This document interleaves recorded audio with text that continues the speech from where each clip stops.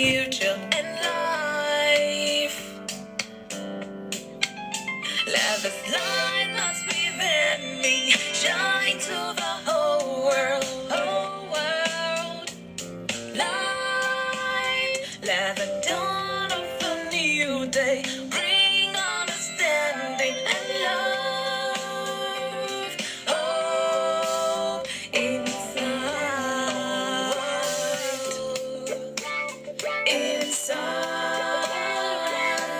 yeah. Inside,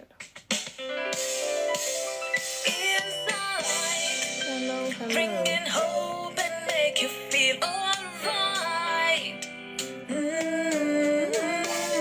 Rainbow, the promise, the future and life. Let this light that's within me shine to the whole world, whole world. Light, let the dawn of a new day bring understanding and love. Oh, inside, Hello. inside, You're welcome. inside,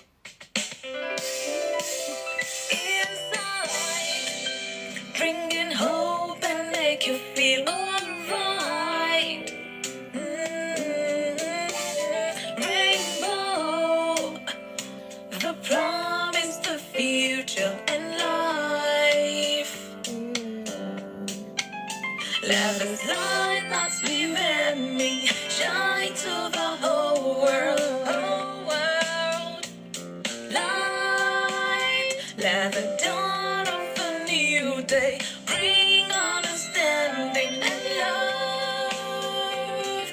Oh, inside. I see you. Hello. Inside. Good evening to you. Inside. Oh, Linda, how are you? Welcome. Good evening. Hope Good and make you evening. feel alright. Rainbow, the promise, the future and life. I see you. Welcome, Pony. Let this light that's within Grace, me welcome. Help shine share the to live, whole Grace. world, whole Thank you, world. Linda, for liking the live. Thank you. I hope you're good. Let the dawn Aduni, of a new day welcome. bring understanding and love. Oh, Ellie, I see you. Thank you so much for joining. I see you. Good evening. I see you, Kat. Yero, welcome. Thank you for liking the live. Guys, we're just starting, so please help share the live to your friends, to your followers. Let them be part of this talk today. You know, it's our world of social media these days, and a lot has changed over the years, and a lot is still changing, you know, in terms of online. So an interesting one I'm bringing to us today. I want you to be part of this talk. Thank you, Denise. Thank you. Help share the live to your friends. Let them be part of this talk. Like I say, my talk is the one that people will kind of shy away from. But I always, you know, bring the space so that we can talk about these talks. It's a free space, it's an open space, it's a safe space. Thank you so much, Denise. Thank you so much. Can you help share the live to your friends? Let them be part of this talk today. Wise, I see you. Thanks for joining. Maybe some decades ago, we might not have been, you know, bold enough to come and talk about such topics. But you all know where we are today in the world. This is the 21st century, and a lot of changes is taking place all over the world in terms of technology, medicine world, all of it, you know, business world. Yes, so let's encourage our friends to be part of this live. Let's invite everyone. Isiaka, I see you. Thanks for joining. You're welcome. I'm going to be starting off soon, but I just want to, you know, wait a minute or two so that more people will join. And I'll go into the talk. And as you know, today is Thursday, a beautiful day the Lord has made. I can't believe it's the last Thursday in this month of August. Already, August is gone. But we're grateful, we're thankful that God has kept us. We're still alive and well. You know, despite all life's challenges, we're still surviving. We're living life. So we ought to be grateful. We ought to be thankful. And I'll give my talk today as usual, and I'm going to be bringing us up to talk more about this. This is our reality now, so if we shy away from talking about it, it's not going to make it go away. We have to talk about it, get used to it, because it's here to stay, like I said. And also, I have my puzzle today again. Nobody got it last week, so I brought it back today. So fingers crossed, somebody will get it today so I don't take the gift home for myself. Malibu, thanks for joining. Help share the live to your friends. Let them be part of Insight with FunmiRoyal today. Thank you guys for joining. I hope your day has been good. And I hope your week and your August has been great. We ought to, give thanks to God. So today's topic is a very interesting one. Marriage, online meet. Marriage, online meet. Ex-boy, I see you. And I mean, before I even start going into all that I've prepared for you today, you and I know, just looking at that alone, like I said decades ago, you dare not come and say this. People will look at you funny. They'll be like, what's wrong with you? Are you okay? Can you trust this? Can you, all sorts. People were afraid. They're afraid of the unknown, or they're afraid of new things.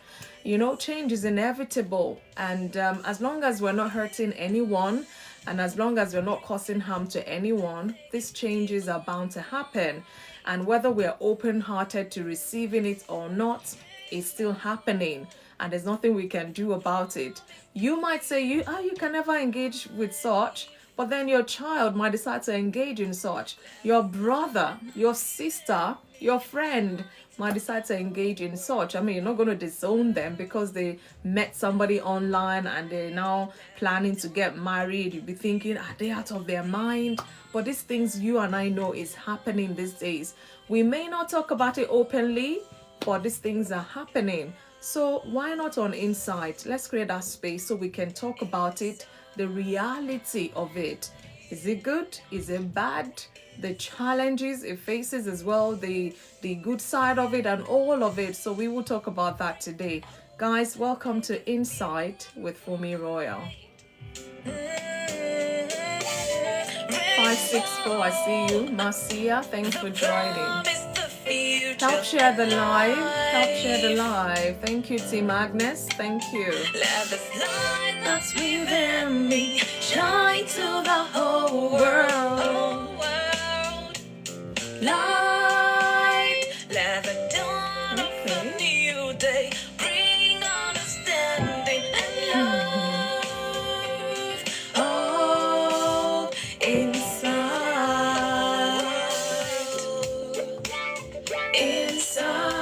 all around me, yeah. Inside. Yes, good evening once again. Thank you so much for joining in. Always appreciate you guys for joining in. Where would I be without you? Sharon, thanks for joining. Just Bevy Lady, I see you. Please click on your screen. You'll see names pop up. Those are people following you. Just press send to as many people as possible. Let them be part of this talk, because you and I on this social media platform right now, a lot is happening on social media. We meet people, new people on social media. Some we like, some we don't like, some will block, and some will keep, as friends. So all sorts happen on the social media. So let's go into it. Yes, today is my marriage talk as usual.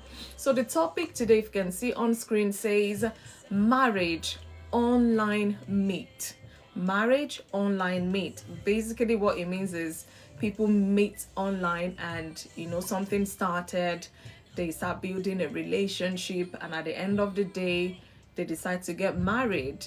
Whether people are supporting them, whether people feel they've lost their mind or whatever, but it's happening and there's nothing we can do about it. It seems like a taboo kind of a thing, but you and I know that these things are happening in this our present day and age. So let's talk about it safely. Let's reason together. Moji Sola, I see you. Thanks for joining. Shuana 3, thanks for joining. Click on your screen and send to as many people as possible to be part of this interesting talk today. So I'm going to be going into my talk, and afterwards I'll bring us up. We'll talk about it some more, enlighten ourselves some more, so people can learn, people can be safe, and they decide whatever they want to do, really. But shying away from talking about it, or from accepting that this is here to stay, is not going to make it go away. Nana, I see you. Thanks for joining. So in today's digital age, the way we connect with others have been over revolutionized by the internet, I must say, and social media platforms, dating apps, and other online forums have become increasingly popular as people seek connections, friendships, and even life partners online. I dare say that, life partners online. So the concept of meeting someone online and building a relationship that leads to marriage is no longer uncommon. In fact, it's fast becoming the norm, so to say. Johnny babes, I see you. So it has become a significant part of how modern relationships form and are evolving. So let's talk about it. So today we're going to be talking and exploring this dynamics of marriage that begins with online meeting. Imagine, like I said, people meeting online. So we're going to be discussing the opportunities, we're going to be discussing the challenges and essential considerations involved. Since it's here to stay, perhaps let's look at it so we'll be safe. Tamara, hi, how are you? I hope you're good. It's evening here in the UK, so I don't know what time it is. I'm not sure whether you're in the UK as well, but good evening to you. Welcome to Inside. So let's look at it, the evolution of relationship building. Okay, yes, yeah, you're welcome. Help share to your friends. Let them be part of this talk. Garth Williams, I see you. Lesego, you're welcome. So the traditional model of meeting a potential spouse through family, friends, or community has expanded significantly with the advent of the internet. It's here to stay. There's nothing we can imagine the world without internet. Just picture it for 1 second. How would that be? For whatever thing you do on the internet, everything just ceases. Internet is banned from the world. No more internet. It's going to really feel like a dark world, I think. But I can't even picture that. So online platforms allow individuals to meet people from different cultures, different backgrounds, and locations that they might never encounter otherwise. I may never ever travel to Asia, but through online, I meet somebody from Asia and we've been chatting, talking, getting to know them, and we're now best of friends. So these things can happen via online platforms, and of course leading to marriage, as I've said. Our topic, marriage online meet. So again, accessibility. So the internet has made it easier for people to meet others outside of their immediate geographical area. You and I know I'm connecting here from UK. If I ask everyone now to type where they've joined in from, you see nations or countries, people typing in Netherlands, America, Nigeria, Kenya, Malawi, and everywhere all over the world. So I don't know how I would have traveled in one space of time to all of these countries, but through TikTok, through Instagram, through the internet. So it's really made people to be more accessible to each other regardless of their geographical location. So this increases the pool of potential partners, meaning the world is your oyster or is your lobster, some people will say jokingly. Oma Francis, thanks for joining. So you meet lots of potential partners, allowing individuals to connect based on shared interests, values, and goals rather than just proximity. Maybe the farthest one could go before, well, you can still fly. Even flying, it's pushing it.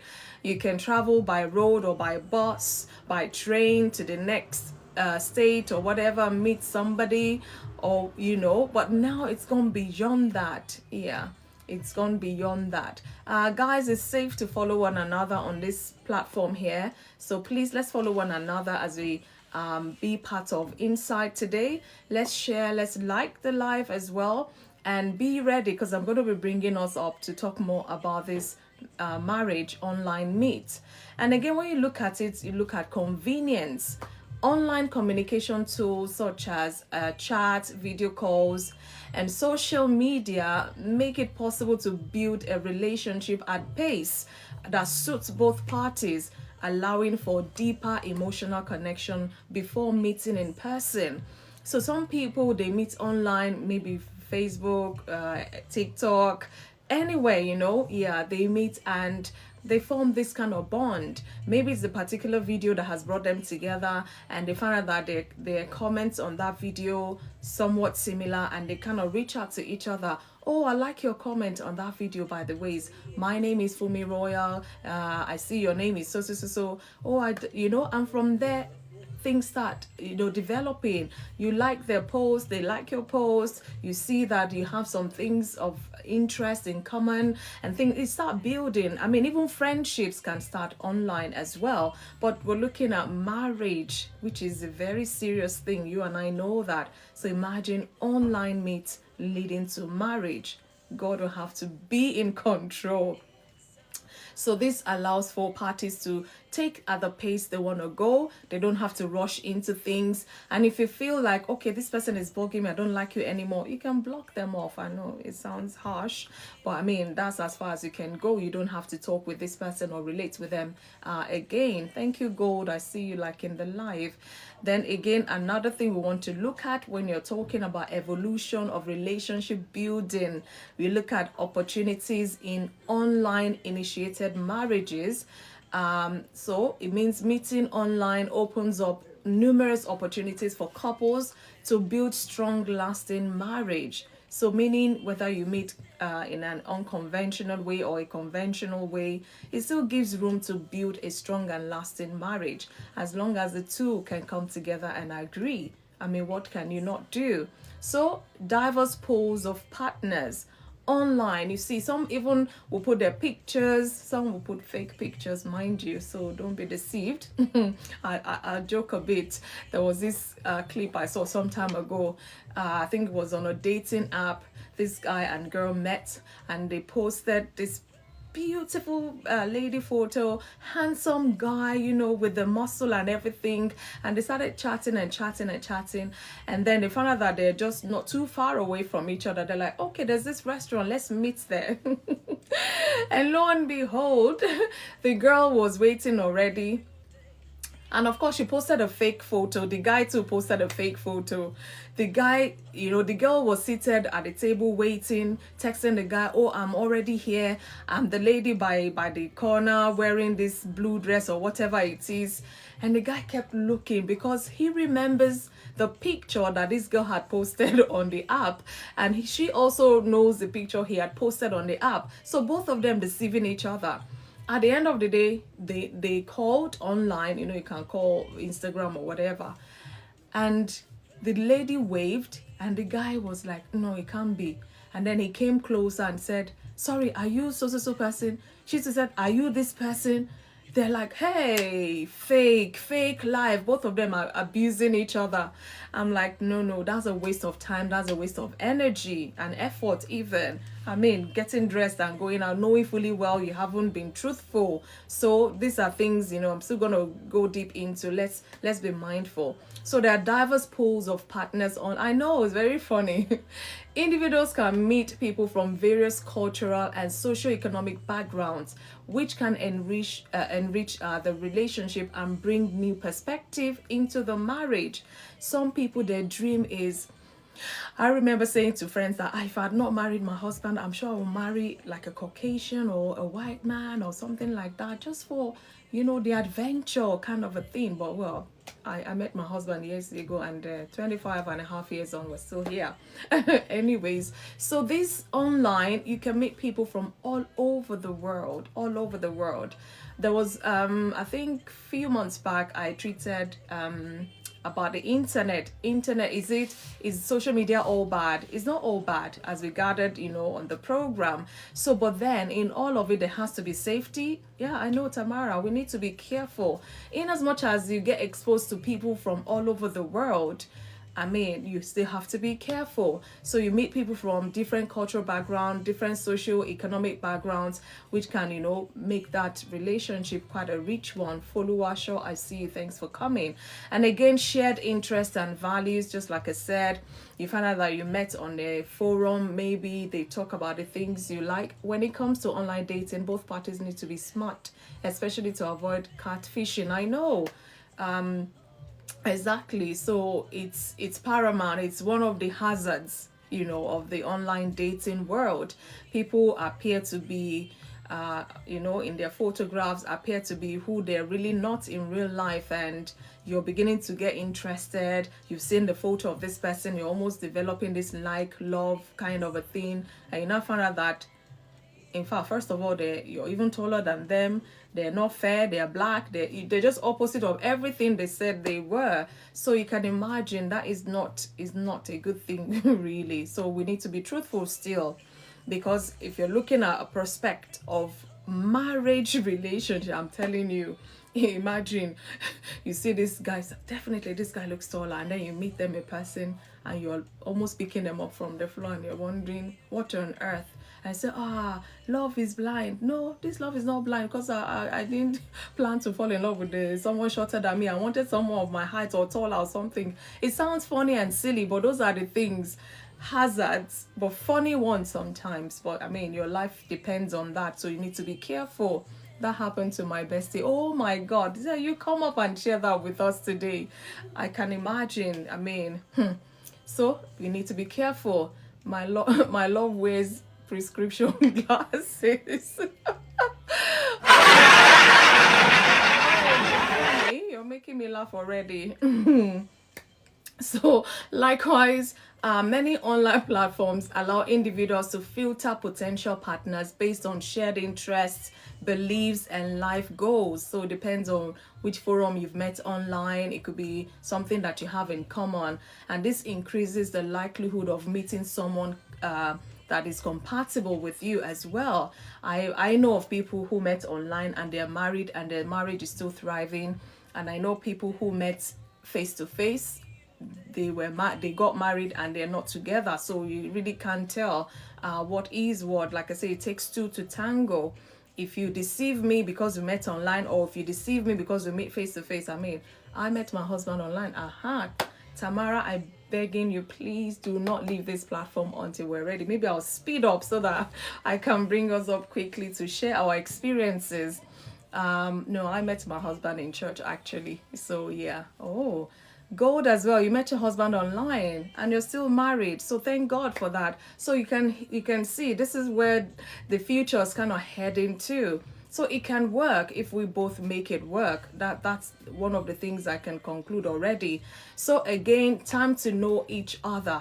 This gives us enough time online before you even go face to face. If you meet at a friend's party or birthday, you see, bam, face to face, and almost talking and interacting, seeing each other. And if things go south, I mean, that's the end. So, but online, you can even build 6-month online relationship, even fight whilst you're still doing online building and all of that, and sort your fight and all. So a lot can be done as well. So online communication can sometimes allow individuals to express themselves more openly and honestly, likewise more closely and falsely. So either way, but this can lead to a deeper understanding of each other's values, interests, and expectations before meeting in person. So you've been chatting, getting to know each other online, getting to know their values, ways of life, and things like that, and you're quite comfortable with it. And you might decide, some people even fly from one country to another or from one continent to another when it gets that serious, which I know of as well. So yeah, it depends. So time to know each other, the online leaves room for enough time to know each other before meeting in person. So another evolution I'll talk about is challenges of online initiated marriage. Every marriage meet, whether through friends, whether through school or whatever, has its own every marriage, no matter how, as long as you're married, there are always challenges in marriage, don't get me wrong. So while there are many benefits, marriages can begin, online also come with unique challenges that need careful considerations. So I'm just putting all of this out there to kind of broaden our mind. I'm not here to promote online marriage, don't get me wrong. I'm just here to talk about it, give us the space to talk about it, because we know people who are into it and they're living life. It's not the end of the world, and like I said, there's a lot of evolution happening in every spheres of life.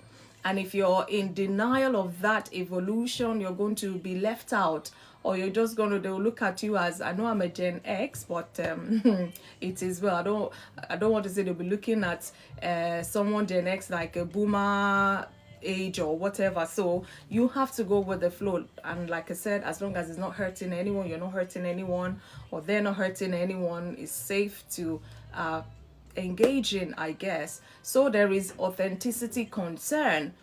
I've given quite a number of examples. So one of the biggest challenges of online relationships is authenticity. Thank you so much. Oh wow, thank you, Linda. Where are you? Keep dashing in and dashing out. So the challenge is being authentic as an individual, because it's whatever they put out there you're going to believe. It's whatever they say about themselves you're going to believe. And then when you now meet the person, you find out that they're totally different from all they've been painting to you. You can imagine you'll be heartbroken even if you're not totally in love with them. So it can be difficult to know if the person you're communicating with is genuine. So that's one of the challenges. It was Tamara that mentioned catfishing, where someone pretends to be someone they're not, and this is a significant risk, very significant risk. Imagine I think, did that happen? I'm trying to remember. This just brought something to mind. Yeah, I remembered many years back when I was working with a TV house. And of course, I go on to present and do things, and some fans were reaching out, hi, how are you? And some would say, oh, I'd love to buy you dinner. But then you have to be careful. And this was how many years ago? Over 25 years, to be honest, ago. At that time, the world was still kind of innocent. You still trusted people, but I was afraid. I think at the time I was engaged to my husband, but now said there's some handful of fans. They wanted to meet me live and all of that because they will see me on screen and this and that. So I said to my fiance at the time that, look, let's even meet this person. What's the worst they can do? You will come with me or something like that. But did he come, or he dropped me off and we met somewhere? I was a bit scared, but this person was a naval officer. So, I guess he was just a huge fan. I got to meet him, and he was like a big brother kind of a thing. The world was still innocent then, so it was really safe, I guess, but then one had to be careful. So it was a nice meet. So now imagine, I don't think I would ever, not in this present day, do such a thing. It will have to be in a public place. Everybody, in fact, my husband will be by my side right there. You meet me and my husband, or so to say. It's just the way the world has, turned, what he has turned into. So again, another thing is long distance relationship issues. Some people will not be able to handle that. So if the individuals live apart, far apart, maintaining that relationship can be challenging. Long distance relationship require a great deal of trust, a great deal of communication and commitment, which can be difficult to sustain over time, because out of sight, out of mind, as they say. You just find out that things just fizzles out because it's like, it's too much hard work. I like him, but we're too far apart, and there's no guarantee that, maybe when you see that it might not even lead anywhere, so you better just leave it. Long distance is too much work, and I tell you, it is. You have to have what it takes to make it work. Even couples who are married and for whatever reason they find themselves living in different worlds, you can imagine the challenge they'll face. How much more you just trying to build, and outright this thing, the distance, is major, because how do you want to improve? Okay, you've been talking online for 6 months, 1 year. At some point, you'll have to see each other. And then it's like traveling to Australia, where I am from. It takes almost 2.5 days, or how many days to get to Australia from here. You think about it like, hey, is this what you want to put yourself to? Or are you ready to relocate to that country because of love or because of this person? Those are the things, those are the challenges, and you have to weigh it out, the pros and cons. And this is your life we're talking about. So it is well.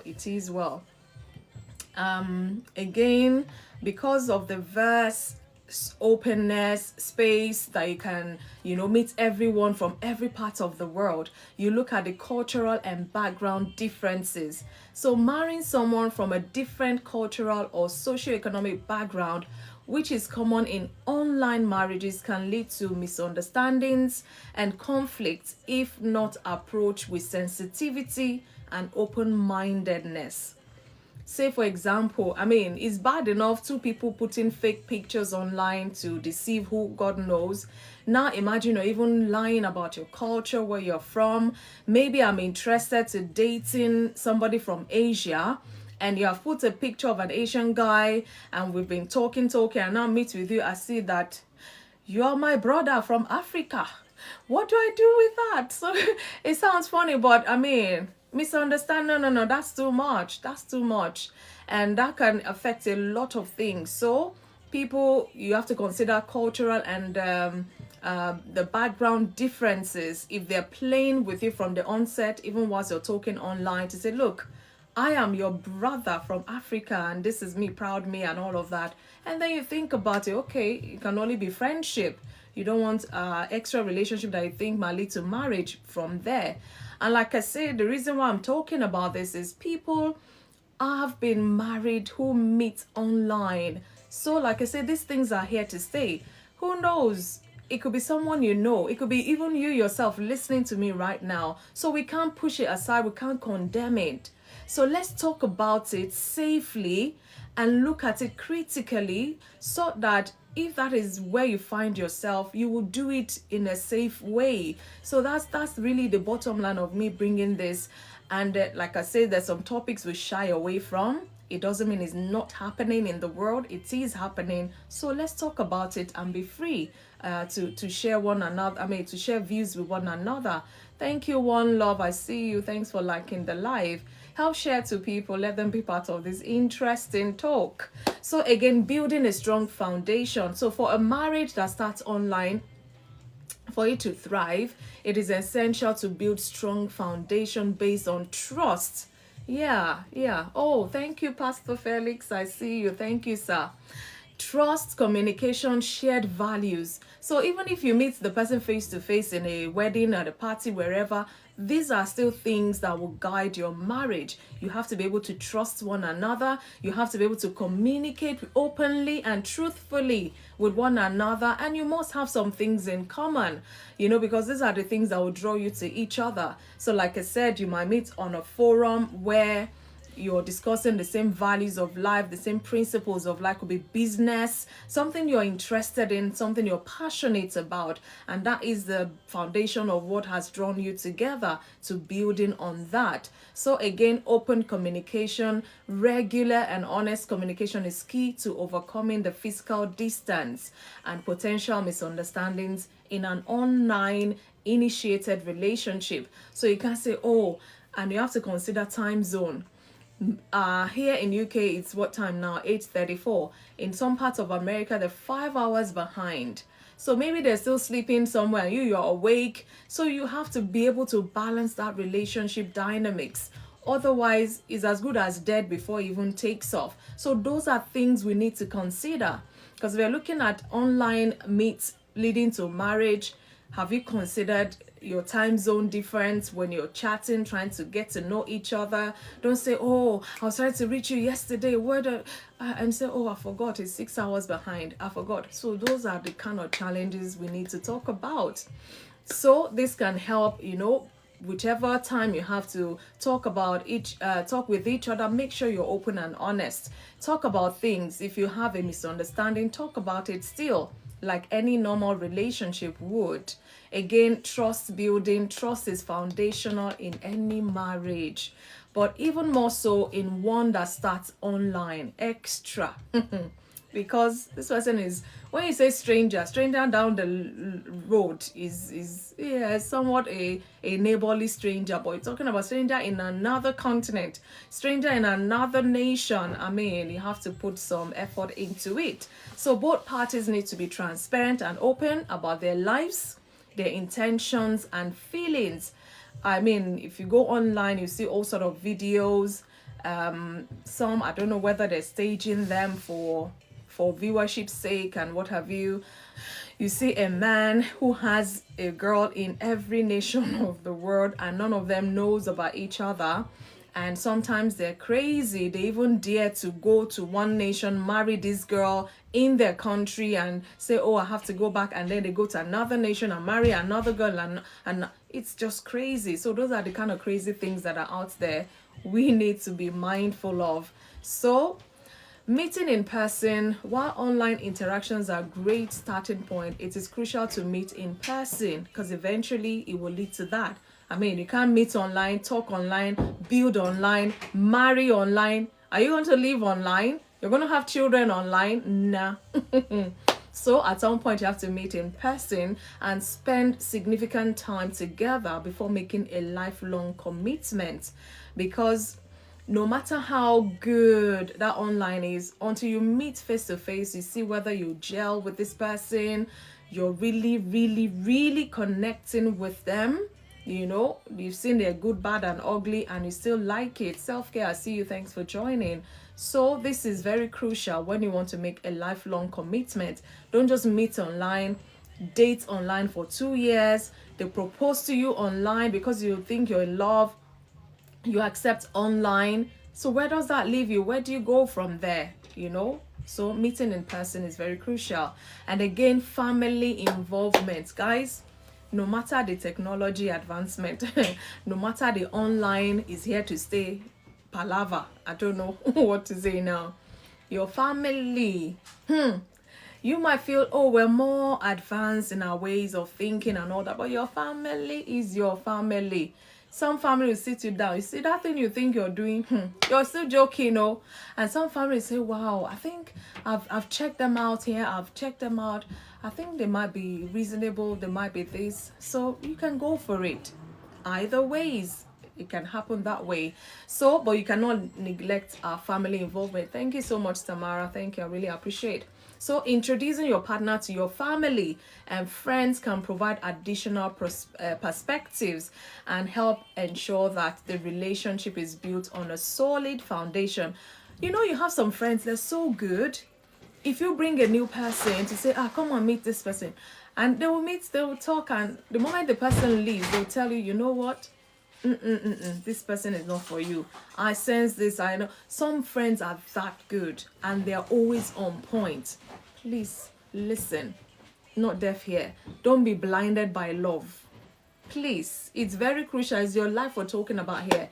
Yes, meeting in person is very crucial. I'd wanted friend zoning my husband until we met physically. Yeah. You know, so if you have such a friend, please, when you're meeting in person, especially for the first time, because you don't need, my husband said, you don't need a second impression to make the first impression or something like that.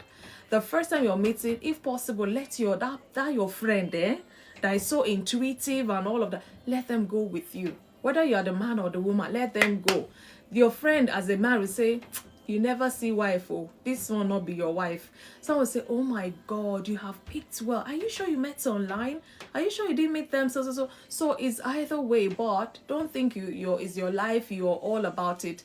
Involve families, let them be part of that foundation as well. Then again, the things you have to consider, legal and ethical considerations. I'm trying to rush now. So it's important to consider the legal and ethical implications of a marriage that begins online. Legal documents ensure that all legal aspects such as marriage licenses, visa if necessary, and other legal documentations are handled properly. Because the truth is, crazy as it sounds, some people get married online. I've seen a situation where, yeah, in Nigeria, even the man and woman, they've been dating, the family knows each other, and maybe the girl travels out, and then they say, oh, we're still going to do engagement, and the man thought he was going to come to do engagement, and for whatever reason he wasn't able to travel down. Guess what? They will go and frame his massive photo like that and put it on a chair, and the girl is there, and they will do that. So it's as good as online, and the guy, of course, will be watching. Now there's video calls. He will make video calls and be there, or they put him on a big video screen where they're doing their engagement, even though he's not there in person. So these things happen, but you have to make sure that all documentations and things like that are done properly, such that you're covered, you know, in that relationship. And then again, we need to mind ethical issues, be aware of the potential for exploitation or deceit, because this can happen. I gave a scenario of a man who goes from one nation to another, marrying girls, marrying them legally. And then he'll say, he's traveling for business. He will go to another country, marry another one, settle for a month or two, and go offline. So you can imagine. So you need to protect yourself. And ethically, you and I know this is wrong. But for some people, I don't know, maybe it's, I don't know, it's a hobby or whatever it is. But people like that are out there, so we need to be careful as well. So ensure that both parties are entering the relationship with honest intentions and clear understanding of each other's expectations. Like I said, even normal relationship, love relationship, you have to talk about things. You need to know where you stand about certain values of life. If not, that can ruin that marriage before it even starts. So the future of marriages that starts online, what do you think? What are the future of a marriage that starts online? So the trend of meeting online is likely to continue growing as technology advances and more people turn to the internet to find their partners, their life partners. I'm telling you, this thing is here to stay. Oh, good evening. I see you, the gospel office. Thank you. Good evening from UK. You said good evening from Nigeria. Thank you so much. Oh, Linda, now why? Just leave a comment. At least you know what I'm talking about. Leave a comment so I'll read from you. So thank you so much for coming. I really appreciate you. So the future of marriages that starts online, changing social norms, society's acceptance of online initiated marriage is increasing, and what was once considered unconventional is now mainstream. In fact, it's no more, it's not even a taboo. It's not, it's like there's no biggie, as they say, but you and I know there's a whole lot of biggie there still. Then again, technological advancement. So with the continuous improvement of online platforms, virtual realities, and AI matchmaking tools, the future of online dating and marriage looks promising. So people should not be left out. People can migrate from one country to another because of love and marriage. Of course, these things happen. So it can happen if you meet someone online as well. Night, Linda. My love to the children and hubby. God bless you. Thank you so much. So I'll be concluding soon so that we can talk about Amplify. I can't wait to have you guys. Let's talk some more about this marriage online meet. So marriage is a significant commitment, whether it starts online or offline. Bernice, I see you. Thanks for joining. The key to a successful marriage lies in the foundation upon which it is built. Thank you so much, the gospel office. Thank you. So whether offline or online, so it requires trust, it requires communication. Okus 36, I see you. Thanks for joining. Shared values and mutual respect. So while online platforms provide new opportunities for meeting and connecting with potential partners, they also come with challenges that needs to be navigated carefully. Carefully, I say, because our life here is what we're talking about. I would say we have one life and we have to get it right. Thank you so much for the gifts. Help share the life as well. Thank you. I'm just rounding up now. So by approaching online relationships with caution, openness, and sincerity, individuals, thank you, can build strong, lasting marriages that defy geographical boundaries and cultural differences, really. And Ultimately, the success of any marriage, online or otherwise, depends on the effort and commitment of both parties to make it work. I say it takes two to tango, whether online or offline, it takes two to tango. Thank you so much, Tamara, for liking the live. So the question I have is online meet leading to marriage safe? What do we think? What do we think? Let the dawn of a new day. Thank you. Understanding and love. Oh, I hope Gold is still there because you guys seem to have some things in common. Or she's your friend, maybe. Tamara, is Gold your friend? You know her like you know her. Thank you, Coach Tola. Thanks for joining in. So, guys, I'm going to be bringing us up, at least before I bring my puzzle for today. Let's talk about this marriage online meet. Do we think online meet leading to marriage is safe? I mean, like I say, it's here to stay, but what is our take on this? What experiences have we got? What is our idea to it? Yes, okay, you're here. Gold. Yeah, I was asking if you know Tamara's and you know you guys are friends because you seem to have some things in common. So I'm gonna bring you guys up. Let's come up and talk about this, and see how far we go. It's a very interesting topic, like I said, and it's here to stay. We cannot shy away from it. The earlier we start talking about it, the better for us, the better for our children, the better for our friends and families. Do you think online meet and marriage is safe? Yes. Do you think so? Tamara, you're doing an amazing job. I really appreciate it. Thank you so much. I really appreciate that. So Tamara, please let's find you. Come up.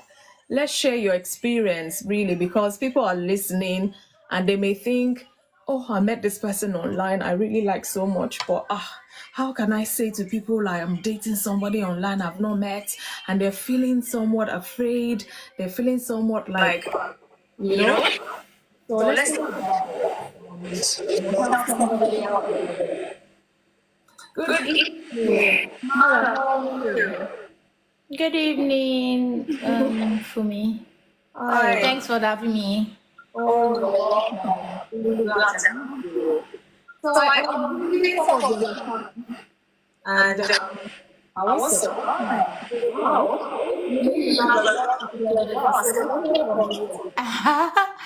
I don't really have a lot to say, but it's just a few experience based on the topic. Okay. So you were asking if online meet and marriage is safe. Yeah. I'm gonna speak from my own experience. I've just been married for a year plus now, so I'm still new. I'm not like you that you've been there for, and you have been in the game for a very, very, very long time. Wow. Yeah. Thank you. And anything about marriage and relationship is something I'm really much interested because we have a lot to learn. We learn every day. Nobody knows it all. So that was what actually caught my attention based on the topic you were discussing earlier. And meeting online or meeting in person, for me personally, I would say both of them are the same thing because you can still meet a person in real life that will be a threat to your own life. Because online doesn't change a person for who they are in real life. Yes, they might put out a fake profile picture, but just because they have a profile online doesn't mean it will automatically change their personality. They become somebody else they are not in real life. Who they are in real life is who they are online. I mean, if in the long term, if you say you want to get married to someone, so just like you meet a person today and you in person and then you fall in love with the person, you guys get married. Like I said, it can still be a threat to your life and that person can still be your peace of mind. The same goes for online. So for me, I would say it's 50-50 on both ways. But online, because some people will be like, oh, it's online, it's really going to be scary, it must be a monster. No, you can meet a monster even in church. You can meet him even online. They are everywhere. So but personally, I would say that it depends on where you are, the country you are, the place you find yourself. So, for example, when I was back home in Nigeria, because times were, like you said, in these days, if somebody say let's meet, you'll be so scared to meet that person. Back in the days, it was different. I wasn't back in the days, but at least let's say 10, 15 years back in Nigeria, you could still say it was a bit safer than it is right now. So even because of the whole mindset of your environment and the way you hear things, hear rituals and all of these things, I was personally scared.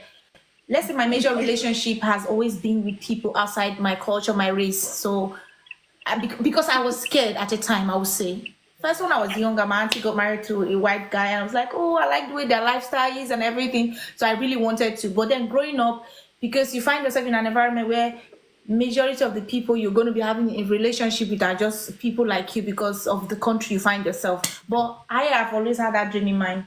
And then you start having all of those thoughts like, oh, what if you go and date this guy and then this guy wakes you up one morning and he does this to you? Or he might not, because at the time they were not killing, but just take part of you and do whatever. And then people are just doing rituals. A lot of things were going on.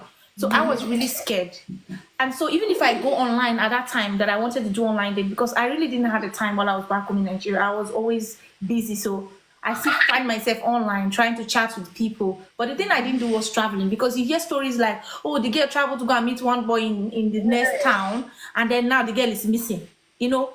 And most of us, we don't tell people where we are going. Even if you tell people where we are going, even if you give your number, at the end of the day, the government will still not do anything about that person. They will just kill you and you die for nothing. So I was really, really skeptical about those things. But in Nigeria, you could see someone approaching you directly and say, "Oh, hi." They see you and oh, you look nice. Can I have your number? Or they see you in a bar, in a pub, in a church. Here in the United Kingdom, from my own experience, out of 100 men, if you go outside on the streets, in fact, some days nobody will even say hi to you. It's not like they don't like you. Of course, you look beautiful, you look nice, but because of the system here, you might just go and say hello to somebody harmlessly because they look beautiful. The next thing they call police for you and say you are harassing them. Do you get? So the major place where everybody get to express themselves because of the way the system is here is everybody, the good, the bad, the ugly, they all go online where they can easily see a person and express. Some of them are very rude. If I say I want to talk about dating, I did major dating online. So you could see a guy that you have not even said hello, they start sending you nude. Some people can just make a rough comment about how you look. Some people, like I said, people are different. But there are other people that they're just going there to meet someone nice and get off and get a life and start living together. So I, for one person, I went online and like you mentioned something, you said online dating, you need to be open-minded. Not just open, very, very open-minded. Because if you, they said online date is not for the faint-hearted. If you go online and then somebody just give you one insult, you might delete your account. and then in this place where relationship is a bit hard to like I said, it's a bit hard to meet someone in person. So you delete your account and you're back to square one and you're thinking, oh, there's no husband in the UK. Yes, UK pattern is 70 or let's say 80% of relationship happens online. I met my husband online. My husband was in London and I was in Cambridge. I was like 2 hours apart. And my owners, I do not waste my time. First of all, you can't just go into something you don't have idea of. Because when I was going, I wasn't going for just my in fact, I wasn't going for my race. So I am open-minded and I know what I'm getting myself into. I know what I'm expecting. So it was quite easy for me. I talk a lot. Please, if it's too long, you can give me time. but when I went in with an open mind and I knew what I wanted. So I just put down everything. You know, you need to know if I meet this person from this race. For example, if you are going outside your race and you say this is who you want to get married to, I mean that's what you'll be working towards. You need to be like, oh, he cannot think the way my brother back home will be thinking. He cannot like the same thing my brother back home will be liking. The things he will be liking will be different. The things he knows are different from what you might know. So you need to just be open-minded, like, oh, whatever that comes with this guy, I will accept the ones that I can accept, and the ones I cannot, I will let it go. But don't be going to other side of the country and expecting the same character from your country in that person. No. So for example, now I eat jollof rice and chicken a lot. That's my food. And then I'm going with a British man, for example, and then he's having pancakes in the morning, and I said that jollof rice I won't eat, and I'll be like, oh, and probably he wants to like, oh, let's have breakfast together, and I'll be like, no, I can't have, There are ways you put things that makes the person feel like, oh, if this is how it's going to be, because one thing you do now, the person might start thinking about the future. What if in the future we get to this point? What's going to happen? What is going to happen? So you need to be open-minded, open to trying new things. First of all, you need to be open to trying new things. And then when you meet a person, ask them if they know what, especially if you are black and the person is white, or you are white and the person is black, ask them, this black community you're trying to get involved, put yourself in. Do you know what will come at? Because I'm not going to be like the white girl you've dated years ago or months ago. Because everything she's expecting, the two of you might just have everything, in common. Me now, your night might be my day might be your night. But are you ready to go the night part with me when it's night? And then am I ready to go on the day part with you when it's daytime? Coming in the middle, rather than just thinking that, oh, I want a white man in a black body. It's not possible. So but yes, like the question you ask, if it's possible to date and marry, yes, it's possible to date and marry, but it depends on what you want, what you're looking for. You have to be specific, you have to be open-minded and be honest from the very beginning. If you know, say person do something you don't like it, don't go and be saying, oh, I don't want him to dislike me. That's how it's going to be for the rest of the relationship. But at the moment you show your true color later, that's going to be the beginning of problem. If you know he does something or you do something that either of you don't like, be bold enough to speak about it politely, communicate it like, this thing I don't feel comfortable. Don't go and be giving fake smile and say, oh, it's okay. No. Because what if you are going forever with that person? Then you're not trying to now say, oh, the thing you did 2 years ago, I didn't like it, I just kept quiet. Because no. When I was dating, any person I come across, I'm going on dates with, because I don't have children. I want to get married and have kids in the future. That's my dream. So I'm asking, because there are some people, most white people, they'll tell you that they don't want kids. So now you're not talking about kids with this man. You just go trip, enjoy dinner, all the fun and have fun. And then 6 months down the line, you're thinking, babe, would you like to have some kids? And he said, oh, I'm sorry, I don't like kids. Or probably you see a kid with him on his profile. You're thinking this man, you assume. And then he's telling you he doesn't want kids. You've wasted 6 months of your time. Yeah. And because some guys were asking me, when is the right time to ask a man some certain question? I tell them, I said, see, if a man wants to be with you, from the very day you meet him, ask him anything you want to ask me. If you say, oh, we just met, why? Yes, let me know so that I'll know what I'm getting myself involved with. So by the time we get to that point, I know that, oh, this man is already okay with this part of, life. Not, even if you waste 1 day of your time with the person, you think that is a person. And then it turns out to be something else. The disappointment that comes with this is really great. It could make you lose interest and a lot of stuff. But there's more to say about this topic because it's really deep. But yes, it is safe to go online and meet somebody. But you cannot just go online today. They put cake of oil for you. You just go. Yes, it can happen. But you cannot just go online today. You are the most prettiest, the most smartest, the most everything. And then you meet a guy the next and you're getting married. No. You can go online for even 2 years. You will not meet a man. But the consistency there, you need to keep going. Even if you meet, they say you go kiss many frogs before you go meet your prince. Even if you meet many crazy people, just keep on going, because the same thing you are looking for, there's someone out there who is looking for exactly that same thing, and eventually you will find that person. Wow. So, God, please, we need your experience on this. I'm just smiling. Tamara. No, oh Jesus. Can you mute a bit, please? I'm smiling because I feel somewhat outdated right now.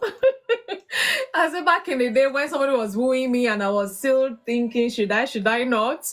There was nothing called internet, so to say. In fact, no YouTube. I'm talking about 25 and a half years ago. So you can imagine the world I'm coming in.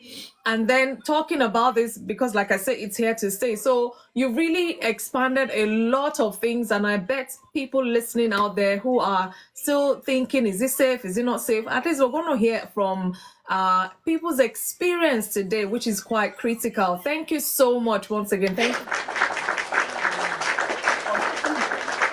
But in no particular order, because I just allow people in. I don't know who came first or second. But I'll come to you, Sister Tola. I see you there. Thank you so much for joining in.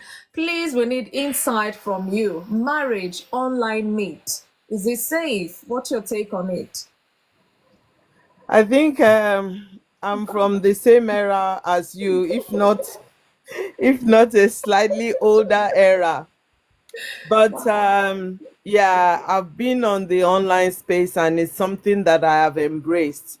Now, Okay. what I would say is that there are a number of considerations we need to give to online dating. You know, when you meet somebody for the first time, if it's face to face, you can see the body language, you can see the person, is he smiling, is he happy? You know, you can kind of get a gut feeling about the person, about the guy or the girl. Whereas with online, none of that exists. All you see is a picture, a profile, and you just have to then figure out who this person is. Now, one thing that is good about the online dating is that you get to talk a lot before even maybe the first date. You're chatting on the app, you're talking. If it has a facility for a phone call or voice call, you do that. You know, the more you talk to a person, you get to start knowing them. And sometimes from the chatting stage, you can determine, do I actually want to go on a first date with this person or not? You know, so that kind of helps. So as long as you know what you want and you are not, I like Tamara's contribution a lot. As long as you are sincere with what you want, you also know yourself, because sometimes we don't know ourselves enough and we're expecting the other person to kind of unravel the mystery that is us. So you know yourself, you know what you want, you're being sincere about it. And also, a lot of communication is essential. You allow the other person also to speak and to know what they want as well. And you are now figuring it out in your head. Is there a synchronization? Is there compatibility? Our values, do they match up, spiritually, physically, financially, and all that. Then that aspect of talking and asking questions, I don't think that we do enough of it. Ask questions, like she was saying, do you like kids, you want to have children? You should get all of those Out of big the way. issues out Yeah. of the way as quickly as possible, so that you know whether this thing has any legs to fly on. Yep. Now, yeah, online comes with some kind of issues with it, because it's like anybody can contact anybody. Sometimes it can even be inappropriate. Imagine a 30-year-old, talking to a 59-year-old and saying that, oh, age doesn't matter, it's only a number. I think it's ridiculous. It So happens in you, real life too, Sister T. It oh happens in real well, but I think it's more common online, because everybody can hide behind a screen and say anything. You can say anything, but you as a person, the onus is on you to know what you want. And if that's not what you want, then you say politely. There's no need to be rude. You say politely, I'm sorry, I don't think that we are a match, we're not compatible for so and so reason. And you let them be on their merry way. Remember that even us as ladies, when you're talking to these men, they are somebody's brother, they're somebody's son, they're somebody's uncle, they're human beings, they've got feelings as well. The fact that a man has been rude to you before does not mean that all men are like that. And if you want to let them down gently and go on your way. At the end of the day, you've got to be focused on the task at hand. This is what I want in a relationship, and this is it. Now, when I say this is what I want, it's not like, oh, somebody that's going to buy me a car, or something ridiculous like that. This is what I want in terms of, what are your non-negotiables. This person, if you're a person of faith, the person must be a person of faith as well. Those should be your non-negotiables. What are our values relating to money? What are our values relating to raising children? What are our values relating to XYZ? All of those things are important. Once those are aligned, then we can start working on the relationship. Then we can start talking about, meeting up, seeing each other and everything. So I don't think that, I mean, we're talking online now. So there are people that we have met online. There's a young lady that I met on the Blue app, and for many years I had never seen her, and she would call me mommy, and I would call her my daughter, and we interacted and all that. In fact, I was instrumental in helping her to get a job outside of the country, and at that time we had never met. The first time we met maybe was about 5 years into our relationship as friends. In all the time that I've known her, I've only seen her physically twice now, and we still communicate. So if I'm able to do that, with a fellow human being, with a lady, and we have a strong relationship, we still pick up the phone to one another now and we talk. She's in Canada now, I'm in the UK. In the same way, we can have a relationship with somebody of the opposite sex in exactly the same way. So it's about the genuine. It's not everybody that I meet on the Blue app that I will connect with the way I connected with that lady. In the same way, it's not everybody that I meet in a romantic that I'm going to connect with the way I'm going to connect with the person who's the one. So it's just about being sincere, and you walk away from the ones that are not appropriate for you. Know what you want, and don't rely on the app to make the decision for you. Whether you are on a Christian website, Christian Connection, Christian Mingle, there's so many of them now, or you are on a secular website. Don't rely on the algorithm of the app to make the decision for you. You have to know what you want and what you are looking out for. And, as people of faith as well, prayer comes in handy, because you never know. Like Tamara said, you can meet a monster in real life and you never know. You can meet an angel online. You really never know. So it's just about being sincere, being open, communicating effectively, knowing what you want, and knowing what you stand for as well. Yeah, thank you. It's getting interesting and interesting. So thank you so much, Tati, for that contribution as well. I'm going to come to Storyteller because she said she's about to go to work or something. So Storyteller, I'm coming to you. What's your take on this topic? Thank you.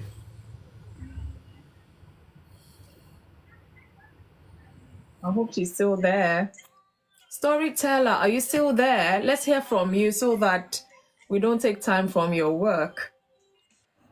Okay, 5 minutes, please. Okay, so I need somebody who can contribute for the next 5 minutes. It's really getting interesting, and we're learning here. We're learning. Digital era is here to stay. All these things is here to stay. So we can't shy away from it. So let's talk about it. I will be going shortly. Okay, Gold. Let's hear from you, Gold. If you're pressed for time, please let me know so that I'll bring you up first. So, Gold, let's hear your take about this, please. Thank you. You have to unmute. Oh, are you still there, Gold? Let's hear from you.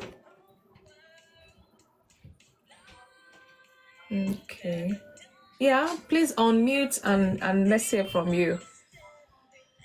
Prosper, the topic is on the screen. I want to believe we can see it. Marriage online meets, as in people meeting online and eventually leading to marriage. Do you think it's safe? What's your take about the topic? So I'll come to you. Gold, please. Yeah. Can you hear me? I can hear you now. Thank you. Good evening, everyone. Good evening. I'll be very quick. And thank you to Tamara and Big Mommy Tola for their wonderful contributions. The thing is, online dating, I got married online. I met my husband online. So for someone who, even when I was back in Nigeria, I was an introvert, most of my relationships were online. So I'm quite experienced to an extent. And when you're going online, for me as a person, I'm not trying to sound churchy or godly. The God factor play a big role. Wow, okay. A big role, because when I met my husband, I was not looking for a husband. I was actually looking for a relationship, having been celibate for 7 years plus. Wow. I just felt it was time to have a relationship. And the initial stage, I wanted him just as a friend. But we got talking, and a lot of things seemed to align. We had so many similarities. I'm like, okay, this is making sense. But after we met on the first day, the whole thing changed for good. Oh, wow. You can meet a monster online, you can meet a monster physically. In everything you do, take God with you to lead you right. Yeah. Yeah. Because if you feel, oh, it's online, I can do it on my own. No, you cannot. You can't do it all by yourself. There are lovely people online, and there are also bad people online. Definitely. Same with just normal relationship, female to female. Most of my best relationship have been online based. Oh, wow. And they are always there to help me hold my hands through till I say, thank you, you've done enough. So online is a free space, but we just have to be very careful so you don't get burnt the wrong way because you feel, oh, nothing can happen. A lot can go wrong online and a lot can go right online. So in all you do, the God factor comes to play a lot, and be sincere with yourself. Like when I opened my dating site profile, I stated what I wanted. So the minute you come to me, you chat me up, if I'm not interested, I'm not going to respond. Oh. And on a very good day, I wouldn't have responded to my husband, but he said some things that were like, oh, okay. Coming from an Englishman, I was impressed. Chatting me up in Yoruba, telling me he likes African food, he loves jollof rice. I was like, wow, okay, that was good for me, but I needed to know more. And my husband was very quick. We chatted for a few weeks, and he came down from Coventry to Birmingham to meet up. We met up in an open space. We got talking, and I told him, I said, I have few concerns. I'm black, you're white. What about your family? And he told me something, said, I'm not from a racist family. So you've got nothing to worry about. And I said, fine.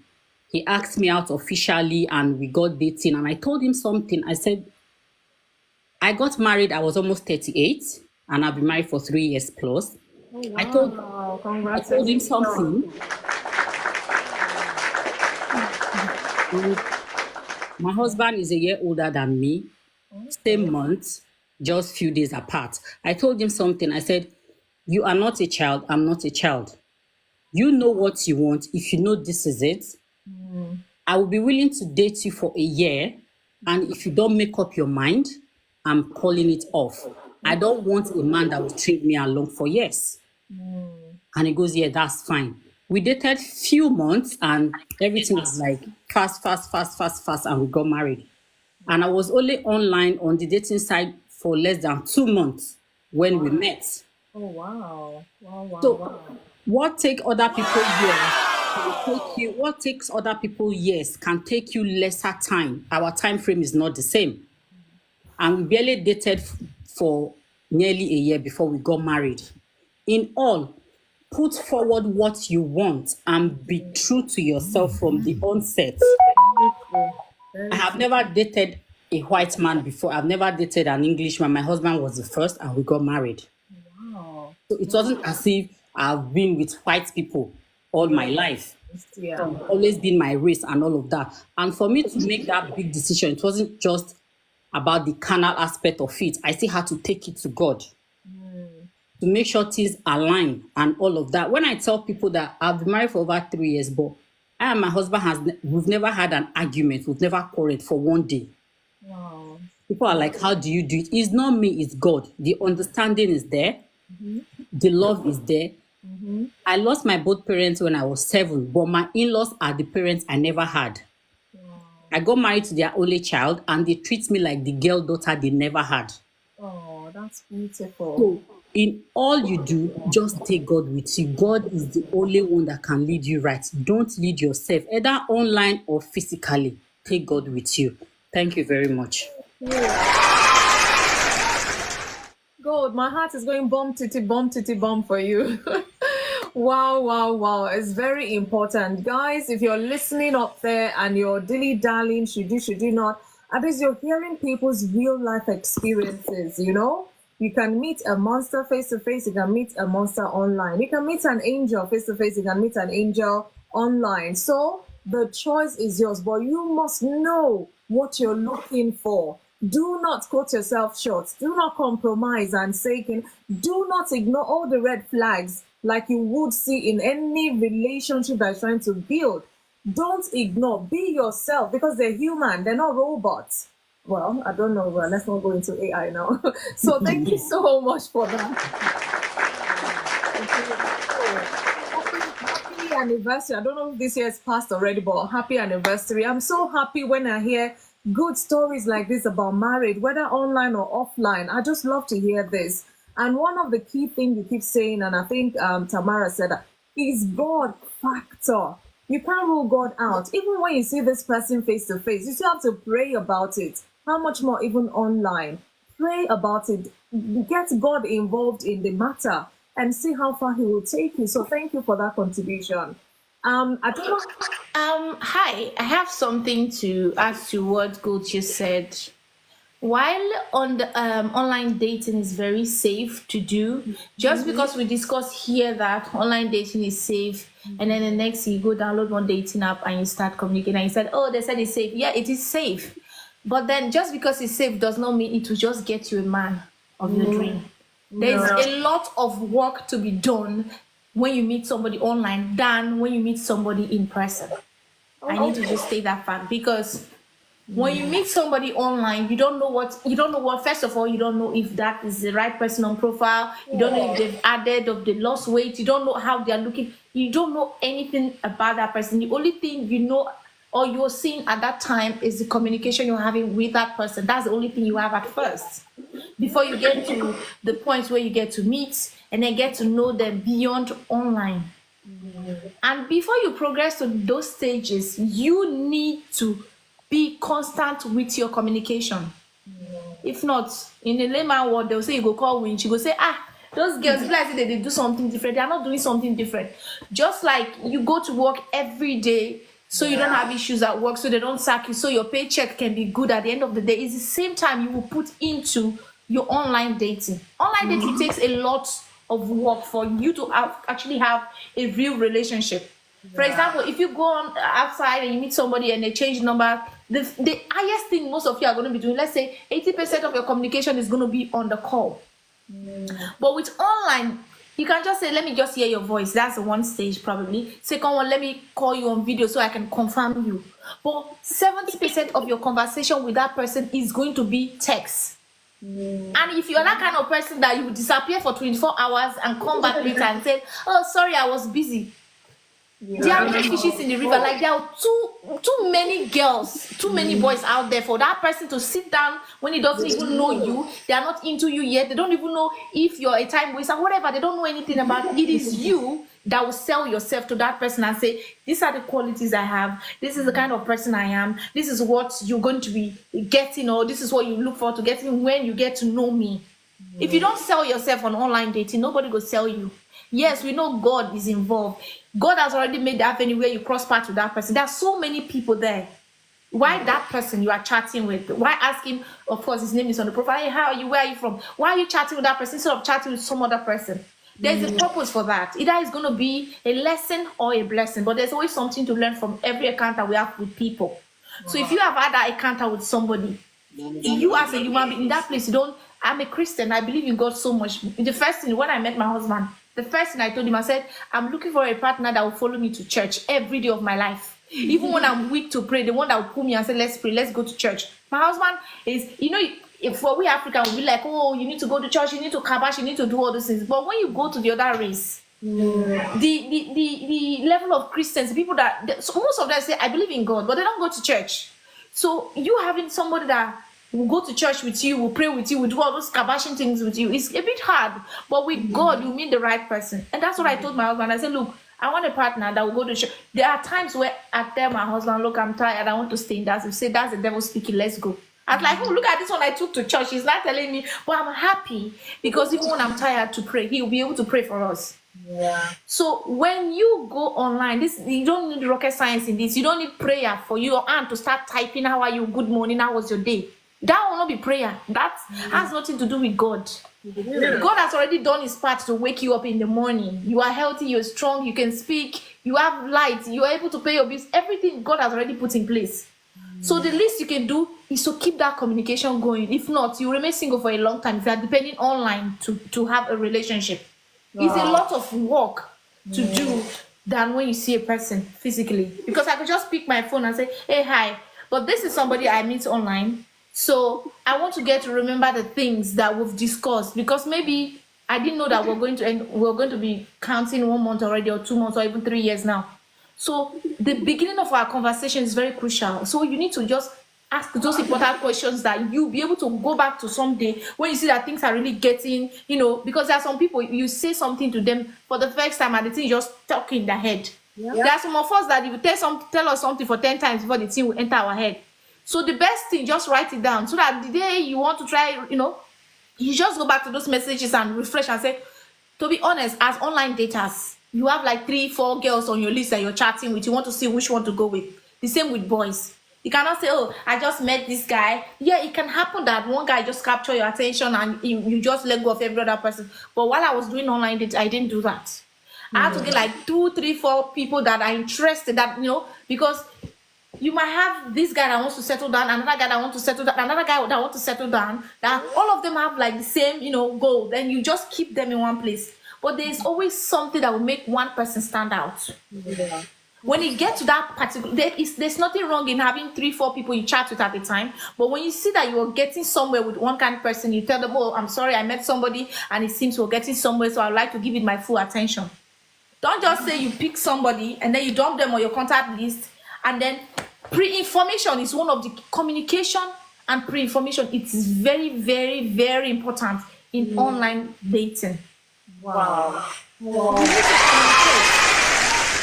We need to communicate very well. And then maybe I have an emergency. If you know that you can't type, I'm just giving out a few tips that worked for me. It might not work for you, but I'm just saying, if you know that there's an emergency, there's something, you just drop a voice and, hey, hi there, I really need to go, I have this and that and that. So the person knows that while he's not talking with you, you are not online, because some people can really assume. While they're not talking to you, they know what you're doing. It's like, oh, I know he or she is doing this and that.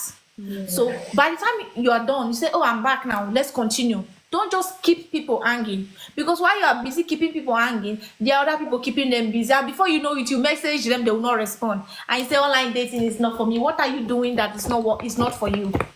There's a lot of work to be done, before you can get that success. Let me just quickly add to what. Thank you, Gospel.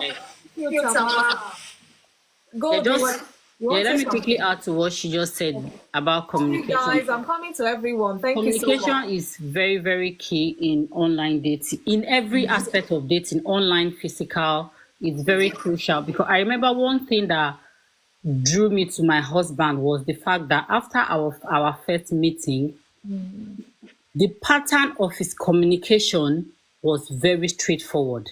Okay. Like, it was like a routine until date. There are some routine that we do that we still do till date. Okay. That even my mother-in-law keep asking, does he still do this? I'll say, yeah, he still does. Wow, but if you're married, is it going to continue? I said, of course, we are happy doing it.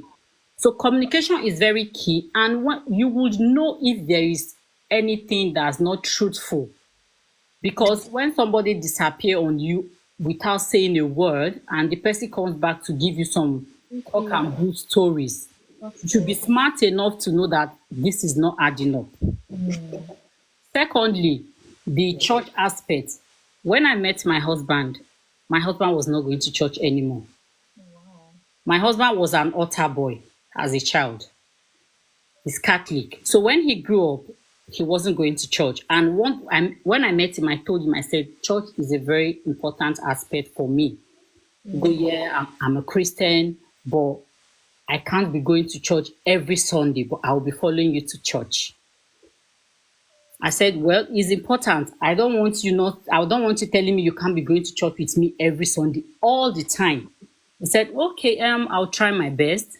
Long story short, the relationship went on. After I have fallen in love, Yakata, this man, and I told this man, I said, "What's up, church?" He said, "I cannot be going all the time, but once in a while." Oh my God. Like that thing almost broke my heart. Wow. I picked up my phone, I called my sister, I said, "This is it, but this is what he's saying."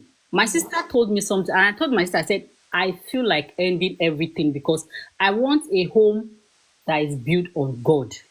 I don't want anything otherwise." And I told my sister, I said, "I feel like ending this relationship." She told me something. She said, "You don't have the power to change a man. Only God can draw a man to himself." Very true. Very true. And she told me, said, "You knew when I met my husband, he wasn't born again, but now he is. So leave that for God to do." You know that right now, my husband prays more than me. He studies the Bible more than me. Wow. And I'm like, how? Even my mother-in-law told me that she never believed my husband would step his feet into the church anymore, maybe on her funeral day. Wow. Wow. But right now, since we got married, my husband doesn't miss the mass. Even if I'm not even going to church, my husband will go. Amazing. So in all, just do your bit, leave the rest, and let God take charge. Yeah. To promote any app, any dating app or whatever, I would have just said, Gold, that app that you went on where you met your husband, I want to believe at least you are one testimony from there. You can share it, but if you want, you can tap it on there, but don't say it because I don't know what implication or whatever that might be. So, like I said, some time ago, was it a few months back, I talked about, is internet all bad? Is social media all bad? I said, well, the conclusion was it's not all bad, but it depends on what you're looking for. I remember Mrs. Williams, my Tuwini on TikTok, she would say for me, if you're looking for those twerking on TikTok, you will find. If you're looking for serious-minded people, you will find. So it's what you are looking for that you will find on the app. So let's be mindful. And all these tips, guys, I can't begin to type them. I know I'm going to repost this live eventually because I'm learning a lot of things that even my mind could not really go as far as. And it's always good when you hear from people's real life experience and they're sharing this. And I cannot thank you, Gold. I can't thank you enough, Tamara. I can't thank you enough for making it real for those people, listening on the FI page, people even in the box and people on there as well. So thank you so much for your contribution. I don't know if there's anybody that really needs to go quickly. So the floor is yours so that I don't keep you too long because, these things, we talk and talk and talk. Before I go to the next person, I'm going to drop my puzzle here, which was from last week. Nobody got it. The Gospel Office, thank you so much. God bless you for me. So my puzzle for today, just to kind of mellow things out a bit, and we'll take it up a notch again, is why is it so hot in hell? Somebody nearly got it last week, but they didn't. So I brought it back again today. If you don't get it today, I'll tell us the answer and then we'll carry on. Why is it so hot in hell? Manager, if you can put it on for me, thank you. So I don't know who's ready to speak now. The floor is yours, please. Otherwise, I'll have to call somebody. So let's see who's been in there. Gold Star. Okay, let me go to Gold Star because you've been in there for quite a while. Thank you so much for your patience. I hope you can speak now. If you can speak, you have to unmute so we can hear you. Gold Star, where do you take us on this topic? Thank you. You're muted. I hope you can speak, or I can move on to the next person so that we use our time wisely. Okay. Oh, the network is not too good. Okay, if you come back later on then. So I'm going to come to Mila for Christ, my dear brother. Network throwing people out. So please, guys, I really want to hear from you because you've been part of this discussion. And I know you have so many things to say because some were even typing on there. So whilst I wait for Mila for Christ, and Gold Star.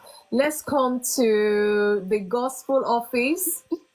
Let's come to you.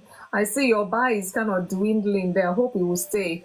The gospel office, I hope you have something to share with us as well, please. Good How are evening, you? everyone. Good Good evening. evening.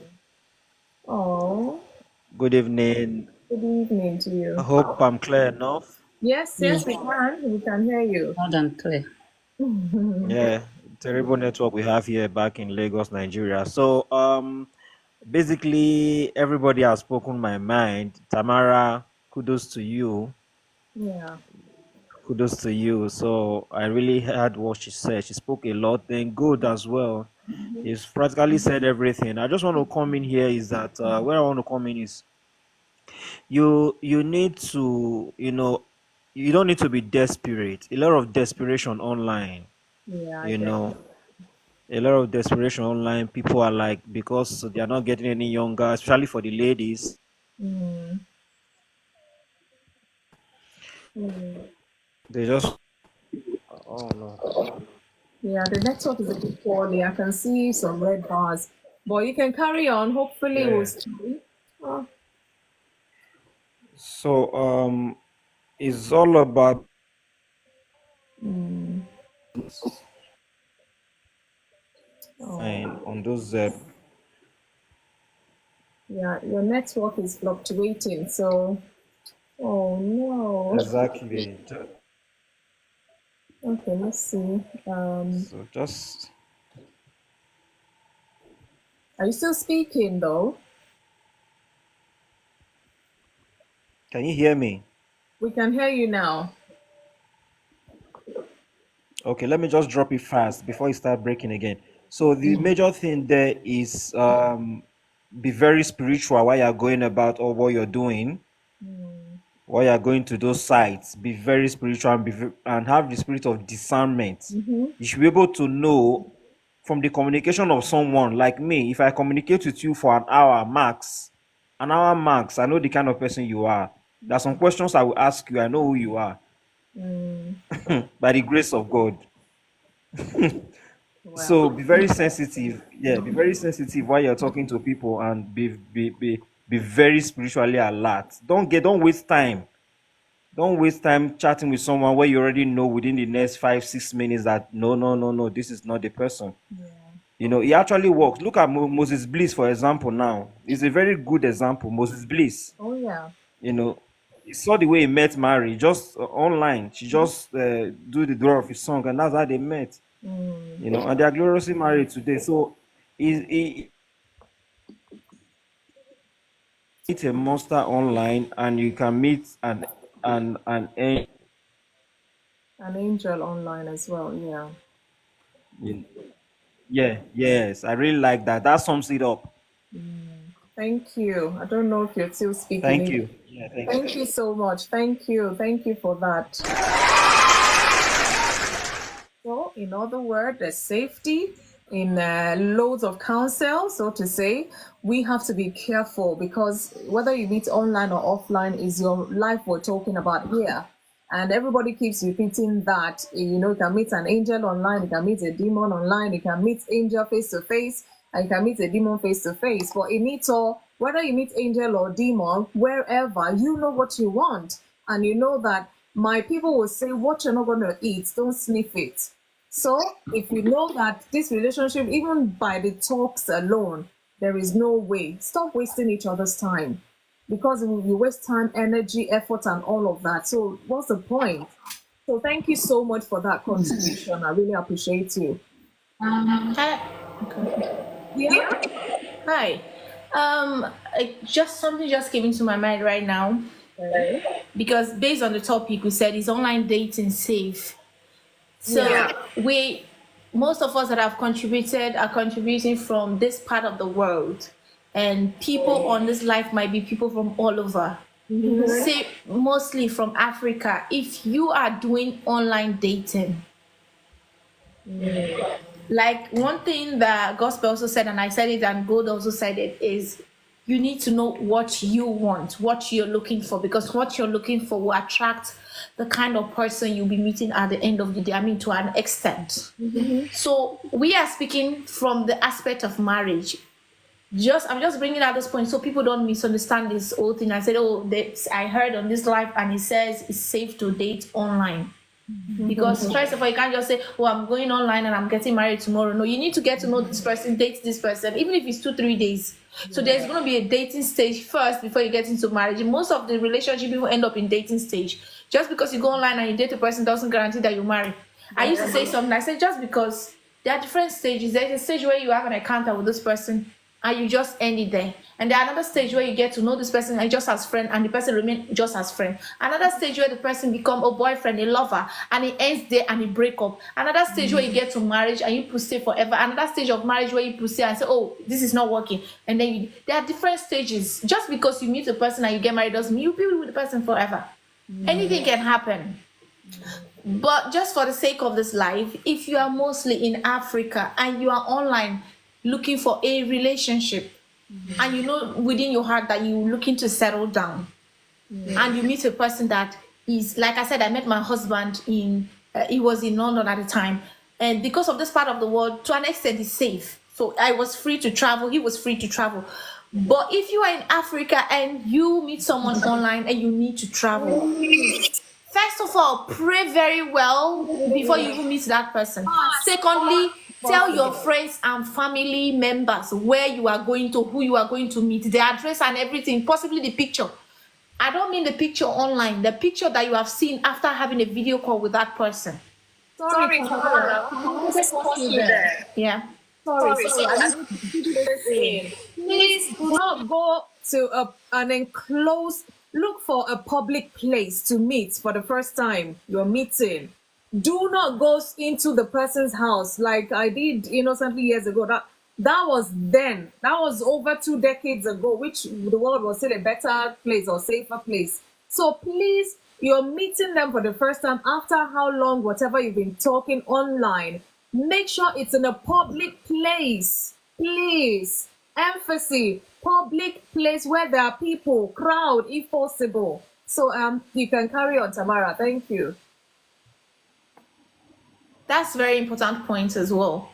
But Mama, what you just said is very important. But that public place is here where, because in public, in this place, if something is happening, somebody can just look at you. People are very nosy in this part of the world. That's one thing I like. That's what I've saved a lot of people. You can just be doing your own thing and somebody just sitting there somewhere calling police on your behalf.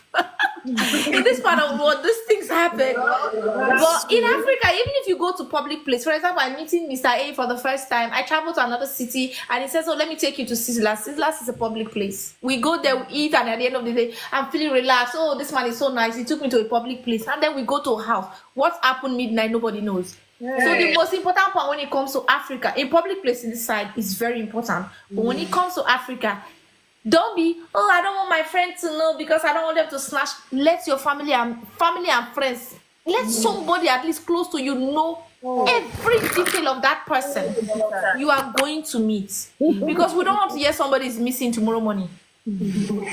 Yeah, because many people out there are just not online to look for a wife because, like I said, in our country, 80% of relationship or 90% of relationship happen in person. 10% online. And when it comes to these black brothers that are online doing dating, they are not online because they are looking for yes, maybe 2, 3, 4, 5 might look for a wife or husband, but other percentage are looking for who they can use. Some desperate ones, they say hook up or whatever, and they'll take and you're gone. So make sure you inform one person every detail about that person. If they want to snatch that person, let them snatch it. Your life is more important than someone you being scared of someone snatching who you know. So let somebody know where you are going to. And I will also advise if you are in a different country and then if you are in Nigeria, you are going to meet a person for the first time. Auntie, Oga, gather your own small money in your pockets. See that person, spend time with that person, talk to that person. At the end of the day, pay for one motel, 5,000, and sleep. You must not go and sleep in this brother house because you don't know anything about his brother. You don't know his friends. You don't know nothing about him. So get an hotel where you can meet somewhere you guys can have fun, do something useful, meet people. Oh, you have seen me. Yes. And then when you come back from that visit afterwards, even if that brother wants to stay in an hotel with you, for example, let him stay there. And then still let one or two persons in that hotel know that, oh, I'm meeting this person for the first time just in case, you know. Tamara, let me quickly chip in, please. Okay. As someone who was into online dating back home, when I want to go and meet somebody for the first time, after chatting and talking on phone for like weeks, months, I will share his number to all my family. Oh, wow. Those around, those in Lagos, because I lived in Lagos everywhere, I will share his number. The address where we are meeting, I will share. His picture, I will share. Most girls get killed because of secrecy. Just like Tamara said, I don't want my friend to snatch. Wow. Only a man that wants to be snatched can be snatched. So why are you trying to protect somebody who doesn't want to be kept? So don't be too scared to let, especially your immediate family, let them know, oh, I'll be talking to this person online and this is it. We are meeting for the first time. Meet in an open space and be very, very sensitive.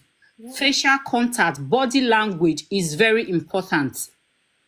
So you have to be very, very smart and be open. Don't be secretive so that when things don't go right, you can be located.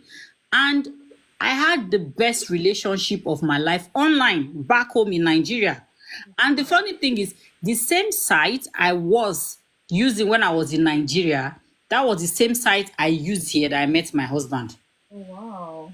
Oh, okay. So it's all about you being sensitive and knowing that, okay, it's just beyond going to see this person. Things might go wrong. Definitely. So let people know your whereabouts, share his number, share his address. In fact, before I come on any blind whatever date with you, we are meeting for the first time, I must make sure you are speaking to a family member. And once I sit with you, I will say, I will start telling you that my whole village know I'm with you. I will start, this person knows, oh, they have your number. By the time I start saying that, if the person have bad intentions, that person immediately becomes in fact, that's your safeguarding net. that person immediately becomes uncomfortable. And they want to like, oh, leave or something. So you have to be open. Tamara, carry on. I need to go now. Bye. All right. Thank you so much, Gold. Thank you. Hey, go. Thank you so much. I'll miss you. Thank you for coming. Oh my goodness. You both have been amazing, making this very insightful. Because like I said, this thing is what we are need to educate ourselves so that we don't go into the wrong hand, or we don't fall into the wrong, or the wrong situation. Denying the fact that, sorry, Tamara. It's okay. Denying the fact that, okay, I'm not, it's not my thing or whatever. A friend could be, and you're here listening to this, so you can tell them the things to look out for. But above all, something that is kind of consistent in what everyone has been sharing so far is this trust and communication issue. Knowing yourself and what you're looking for. Do not ignore any red flags as you would not ignore in any face-to-face relationship as well. There are things that if you say, okay, for now, let me just go along. No, I'm sure you don't want to waste your time, your energy. Different time zone, you're waking up when they're sleeping and things like it will take a lot of you. Tamara said something, you really have to be open-minded, capital letter open-minded. Especially when you don't have the same cultural background. Are you prepared to take on board all of this person's totality? And are you also prepared to share yourself with this person regardless of their culture? Those are the things you really need to look into, because sometimes you never can tell. Just like the face-to-face, you don't know who you fall in love with. And likewise online, you don't know who that person would be. Imagine what Gold said. She wasn't even looking for a husband as such. She was looking for a serious relationship. And he eventually ended up in that marriage situation. And likewise, that can happen for you. I'm so happy that all the people sharing today are the positive ones. So what does that tell us? Because it's making me think, well, maybe is not too bad after all, as long as we're playing safe, as long as we know what we want, and as long as we're honest, we're ready to communicate, we're ready to understand, we're ready to, do what it takes, just like any other relationship. And that way we would enjoy it. And God help us, it goes into a marriage relationship. That would be the greatest thing. So thank you so much to all those that if anybody knows the puzzle, if you know the answer, why is it so hot in hell? I want to hear from you. Otherwise, I'll tell us the answer before we go today. And I'll keep my gift. Why is it so hot in hell? So, marriage, online meet. Is it safe? Is it safe? Do all that we've heard today, do you think is safe? And if you're the type that you've been thinking about it, but you're just afraid, I'll say go with your mind. Maybe it's not something for you either. Because it's not like, because my friend, my best friend is doing it and enjoying her relationship now, me too, I must go and do it. It might not just be for you. Who knows? Maybe you're going to meet your person face to face, or you're just going to bump into them whilst you're going to work, or it could be anything.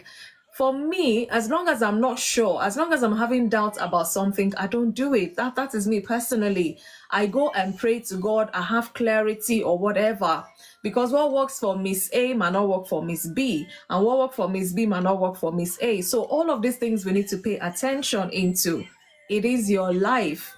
You don't want anyone toying with you. So you too be ready not to toy with anybody. So I can go on. And let me see if there's, I don't know, the network is a bit poorly because I keep bringing some set of people back. It just keeps dropping them off. I don't know, Okus36, if you want to speak, I'll try and bring you up. And Gold Star, I can still see you there. So we can still share one or two before we round up for today. Why is it so hot in hell? I need someone to get this today, please. Otherwise, Sister T, I don't know, you're taking a lot in. Is there any one or two things you want to drop again before I bring somebody else, or before somebody else comes? Yeah, let me just add to the online dating in Nigeria or Africa. Okay. One, we have to understand that the online dating is not really geared towards our culture. And we have to look at who are the people who are online. Yeah. I'm not going to speak for all African countries, but I can speak a little bit for Nigeria. Okay. Most of the people who are online, apart from people who are genuine that are online, you have a lot of people who are not decent online. Well, People who want to do, fraudulent things and all that. And I'm sure people have heard about what do they call them? Romance, SCAM. I'm not sure if I'm allowed to say the word, okay. you know. And they pretend to be somebody else and all that. And I think, especially speaking to women, I think that women should not be so desperate. When I hear about some of these things that are going on online, you just wonder, okay, who is falling for that? But if you are so desperate that you're not actually thinking through things, then you will fall for just about anything. Yeah. So it's important that we can counsel ourselves. And I know Gold and Tamara have talked about letting people know where you are going. But I may just be old school here.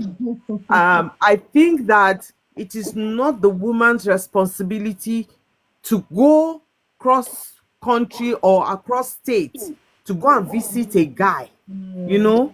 Okay. I still think that the man is the hunter. The man is the leader. He should set the pace for the relationship. He who So finds a wife. exactly. If he cannot come and find you where Yeah. you are, because we've had stories, usually in Nigeria, somebody is traveling to the east to go and meet a man for the first time, somebody you've never met before. You don't know exactly what he looks like. You've only seen pictures, you've only done a video call, and then you leave your own state and you travel miles to go and see this person. I don't think that's the way, especially young women. You're in your 20s, maybe early 30s, and you're chasing after a man. What for?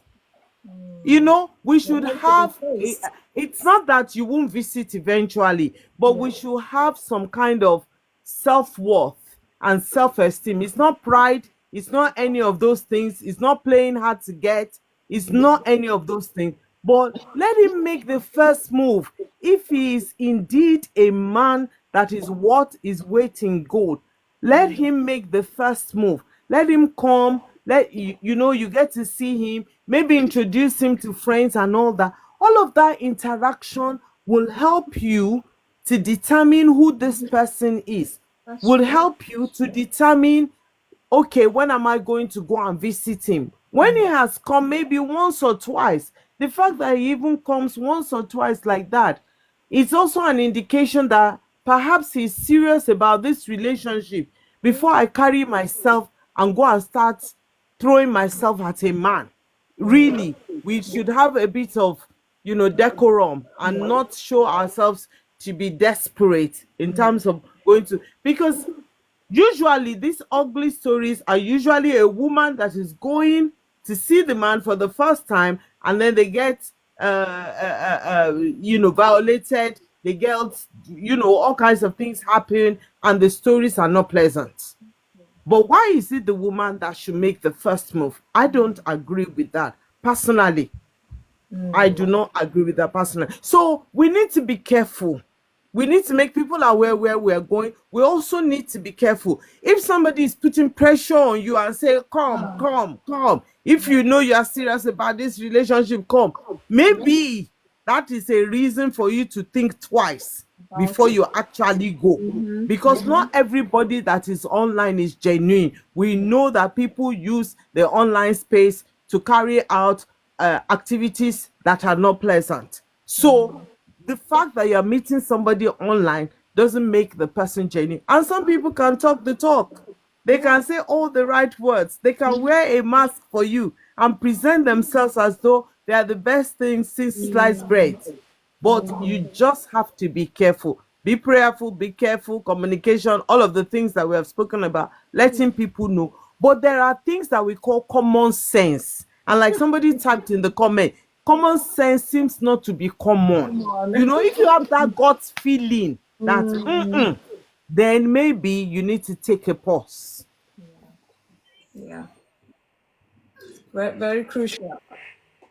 Thank you very much, Mama Tola. I just want to quickly add to what you've just said. What you've just said is very accurate. But as a 23rd century girl, no disrespect, ma. I have friends that we all came from Nigeria together, and they want to date people from outside their race. But like I mentioned earlier, but still expect the person to behave like a Nigerian. In this part of the world where we are, if you meet a guy, like I said, I met my husband online, and because of the kind of fear I've had while I was in Nigeria, I can't tell somebody, I can't go to meet someone if nobody knows where I'm going to. There's this best friend of mine. I don't know if there's any secret. Every single thing which people have told me is quite bad, so I should keep some things to myself. But she knows everything about me. Because I just want, my parents, my family, everybody knows her. So if sometimes my mom calls me and she couldn't get through me, she will just call down because she knows that one definitely know where I am. You get? That's the way we are. But let me bring the two scenarios, because I have been in these two situations. I've been dating online in Nigeria and I've been dating online in this part of the world. So as a girl in Nigeria, we all know that majority of our girls, they are not working. And now you meet a guy who tells you he goes to the office every day, and that you guys are maybe like, because there are some people, if a person is bad, there are professional guys that are really terrible. They will give you time for you to really believe the lie.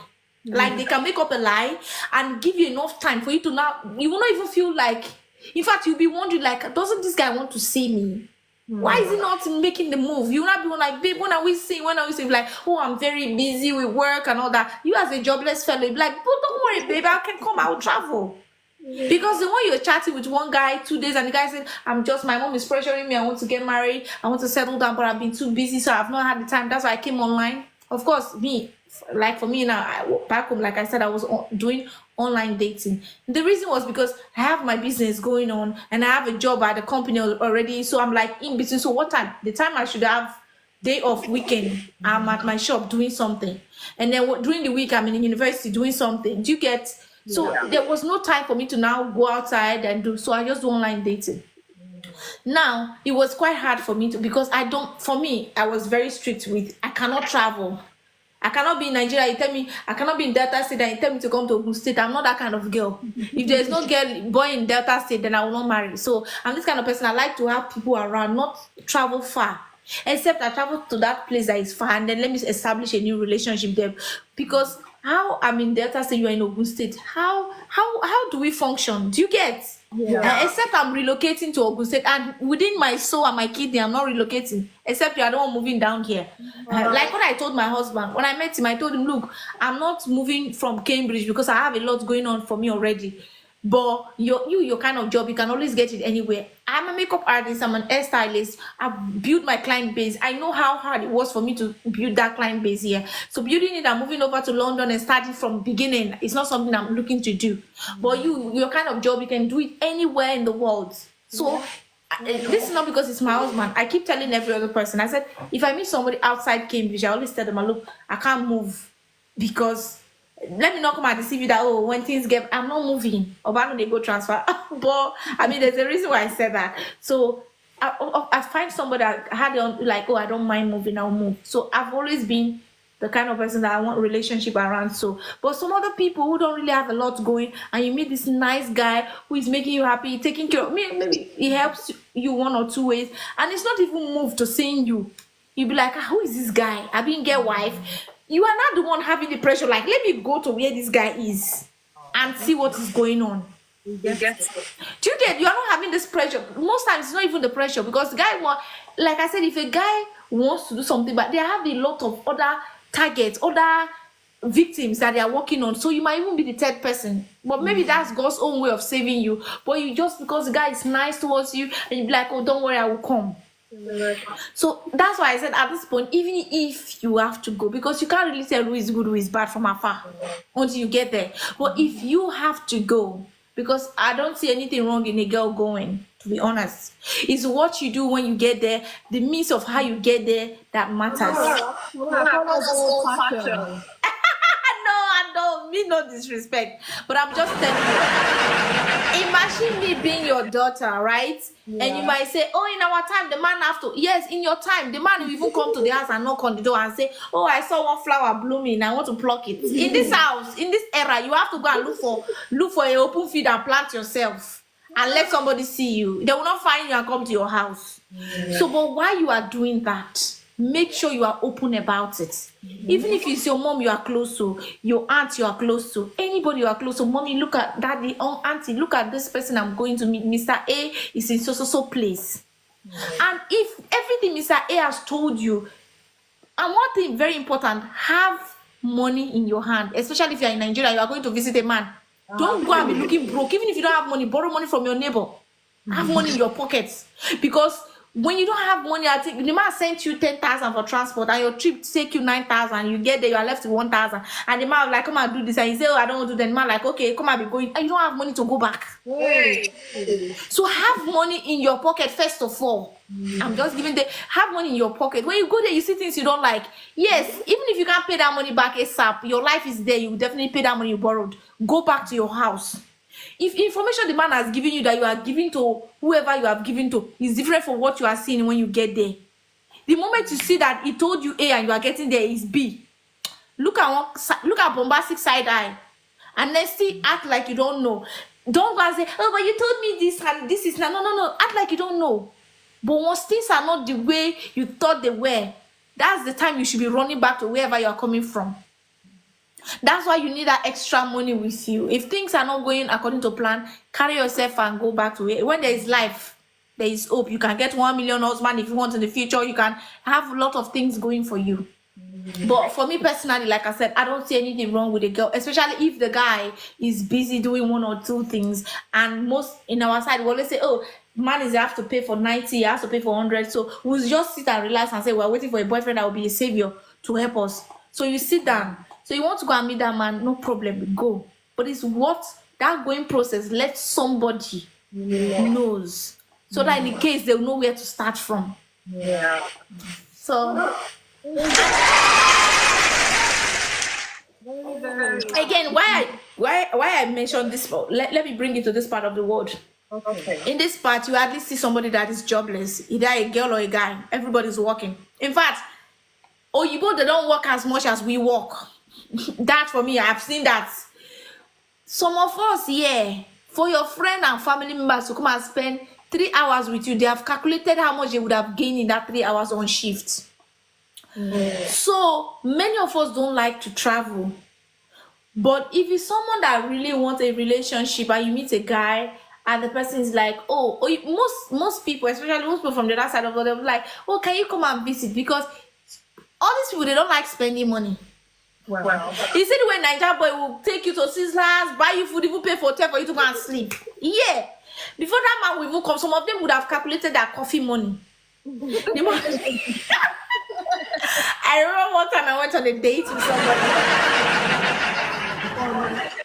I remember one time I went to date with somebody, and then before we get to see in person, we've had this amazing connection. We're chatting, everything was going well. I was like, oh, I'll go to one topic after. I'll bring one point out when I'm done with this very one. But everything was going well. The connection was strong. I was like, oh, I can't wait to meet this guy. So we went on dates and he said, what do you want? I said, no, chocolate, because the weather was really cold at that time. I needed something to warm my kidneys. So they gave me hot chocolate and he had coffee. He was like, oh, do you want some? The most sad part, for food you are not buying, you're asking me if I want to eat. I didn't know he was not buying Ado. But I was like, would you like to have lunch? I said, no. One thing, I think Bobrisky might be a bad guy, but I learned something from Bobrisky. Bobrisky said, before you leave your house and go for a date, chop, don't go and be eating like hungry person outside. I heard that thing from Bobrisky life some years back. And I've always been that person that I'll always have my money in my pocket. If I know I want something when I go out, I'll be able to afford it. But I ate before leaving house that day, and then we are having this. I was having hot chocolate, he was having coffee, we were gisting. He was like, would you like to have lunch? I said, no, don't worry, it's okay. It's like, no, have something. I said, no, I'm okay, because really I was okay. It's not because I was shy. I'm not a shy type. If I go somewhere you are buying and I'm hungry, I'll chop. I don't know if that's my last supper, so I'll chop. Especially if So I ate before I left my house. And so he was like, I was like, I'm okay, I'm good, thank you. And I said, okay. After we had a long chat and conversation, everything was going well. I was like, oh, wow, boyfriend material. I'm not thinking husband, because first step is boyfriend. Yeah. At the end of the day, I was like, oh, okay, I need to go now. You don't need to stay and discuss everything in one day. So, again, need to package. I was like, I need to go now. I was like, oh, okay. And then the girl came with the POS and said, oh, he said bill. He raised his hand, so obviously they brought the bill. I'm not saying anything. I wouldn't eat coffee and chocolate. This man is telling me I should pay for my own hot chocolate that I took. I didn't understand it at first. I was like, pardon? He said, yeah, mate, you're paying for your hot chocolate. I'm paying for my. I was like, oh, really? I said, don't worry. I'll pay for the 2. Like I said, I always need to keep my money intact. So I pay for the tea, the coffee he had, and I pay for my hot chocolate. And I stood up. I said, darling, if you know whatever you save my number, will please delete it, because this is the last time. Like, straightforward. No, see me, I'm this kind of person that I don't start what I cannot finish. This Okus here knows me. She lives with me in the same house, so she can tell you I'm that bold. Because hot chocolate, how much is hot chocolate? So if I'm paying for hot chocolate, do you know many things in advance that I need to pay for? If you didn't say it and I'm paying for it, I will understand. If I'm the one like, oh, don't worry, I'll take care of the bill, or I'll pay for mine, It was very quick, and he said, "Oh, you have to you have to split the bill." I wasn't even sure because I wanted to actually like, no, I'll pay for mine. But then when he said it, like that was a turn off. Like I was off completely. I was like, if I'm paying for hot chocolate, then what else am I not going to pay for? Do you get? So I just said, okay, no problem. So I told him, I said, please, if you know whatever you save my number, we'll try and delete it because this is going to be the last time you're going to see me. Yeah, but when I met my husband and we started having conversation and everything and things were going on. Look at the way the tone, your tone just don't stop. Hey, I got love, bro. Okay, go on. Oh. But the thing is, it's not just about money. So, but like I said, if you meet a Nigerian guy, he will not mind paying for all of these things. But with people over here, they will say, "Oh, I can't come," because why? They are thinking about the hotel they are going to pay when they come and see you.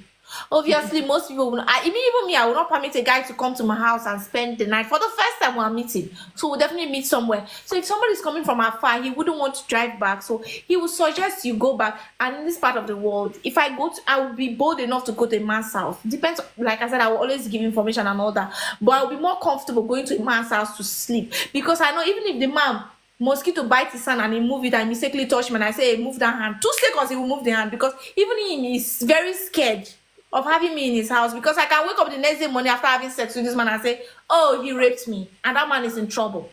Do you get? So men here are so scared. Like when I met my husband, no disrespect, but my husband was, the only thing he could do is kiss and hug. I'm like, okay, how far? What's the level? We are all matured people. I will speak. I was like, what's this man? I don't say everything they were. Which one you are scared of touching me? You know, as a Nigerian babe. But don't know he's not scared. But he was respecting me. First of all, the law is something you need to be scared of because tomorrow you don't want trouble with the government and police is coming to your house and say, oh, you'll be reported for rape. And when a woman speaks up in this country, it's loud, very loud. So nobody wants all of those drama in their life. So people are very, I've been online dating, I've met people I really trust, and then 1, 2, 3 dates, and I go to the house, we do movie night, we spend night together, and before I even they feel your hand on my butt, I say stop. Before I go say stop, person don't even stop. I like small stop, you don't stop. Do you get? But in our side, in our side, it's not the same. Ma? I said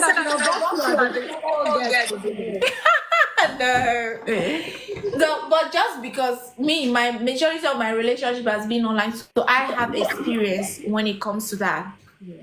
I have the good experience, the bad ones. So yeah, when you are in this part of the world, because there are some people, you don't see craze like craze on the streets. You will only see homeless people on the street. The craze, I say crazy. The people that are mentally down, you see them in house. In fact, they chop where they live, where they travel past you, and they normal.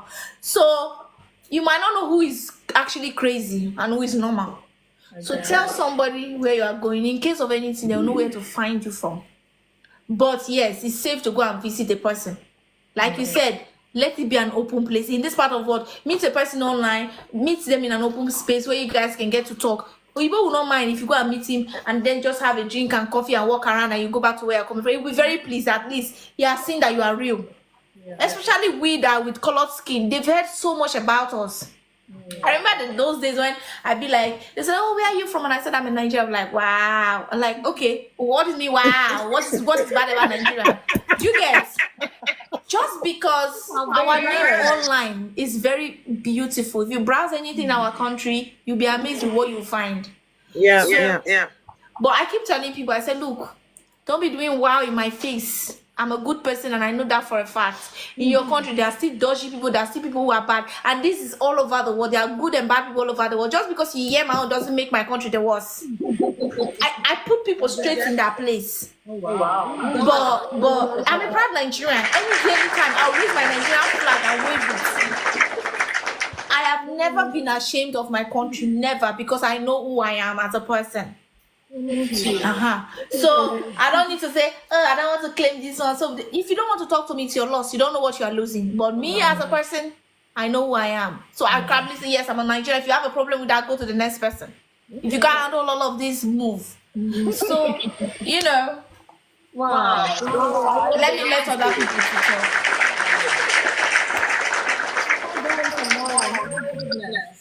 Wow, you've taken us to the east, west, north, and south, and back. Wow. Mama, Papa, people are learning and hearing all that you have to You share with need us. to. Yeah, sorry. Yeah, I was sis. gonna say Tamara needs to mute herself. Oh, okay. Yeah, because of the echo. My goodness, Yeah. I am full. I am fed up even. My. It's and all of these things she's saying, I mean, it's just the reality. And you can see that she's got wealth of experience when it comes to this online meet marriage. And she's even in a marriage relationship as a result of online meet. I mean, who best to give us that reality talk on here? So thank you so much, Tamara. I really appreciate all that you have contributed today. I'm sure it's making a difference, you know, in many people's lives out there listening in. Rev Roslyn, thank you. I noticed you dropped off earlier, so thank you for coming back. I don't know if you have any contribution before we round up today. And guys, my puzzle, nobody seems to be attempting my puzzle. Why is it so hot in hell? So I'm still waiting before we'll finish today. So Rev Rosalie, let's hear from you. What's your take on this topic today?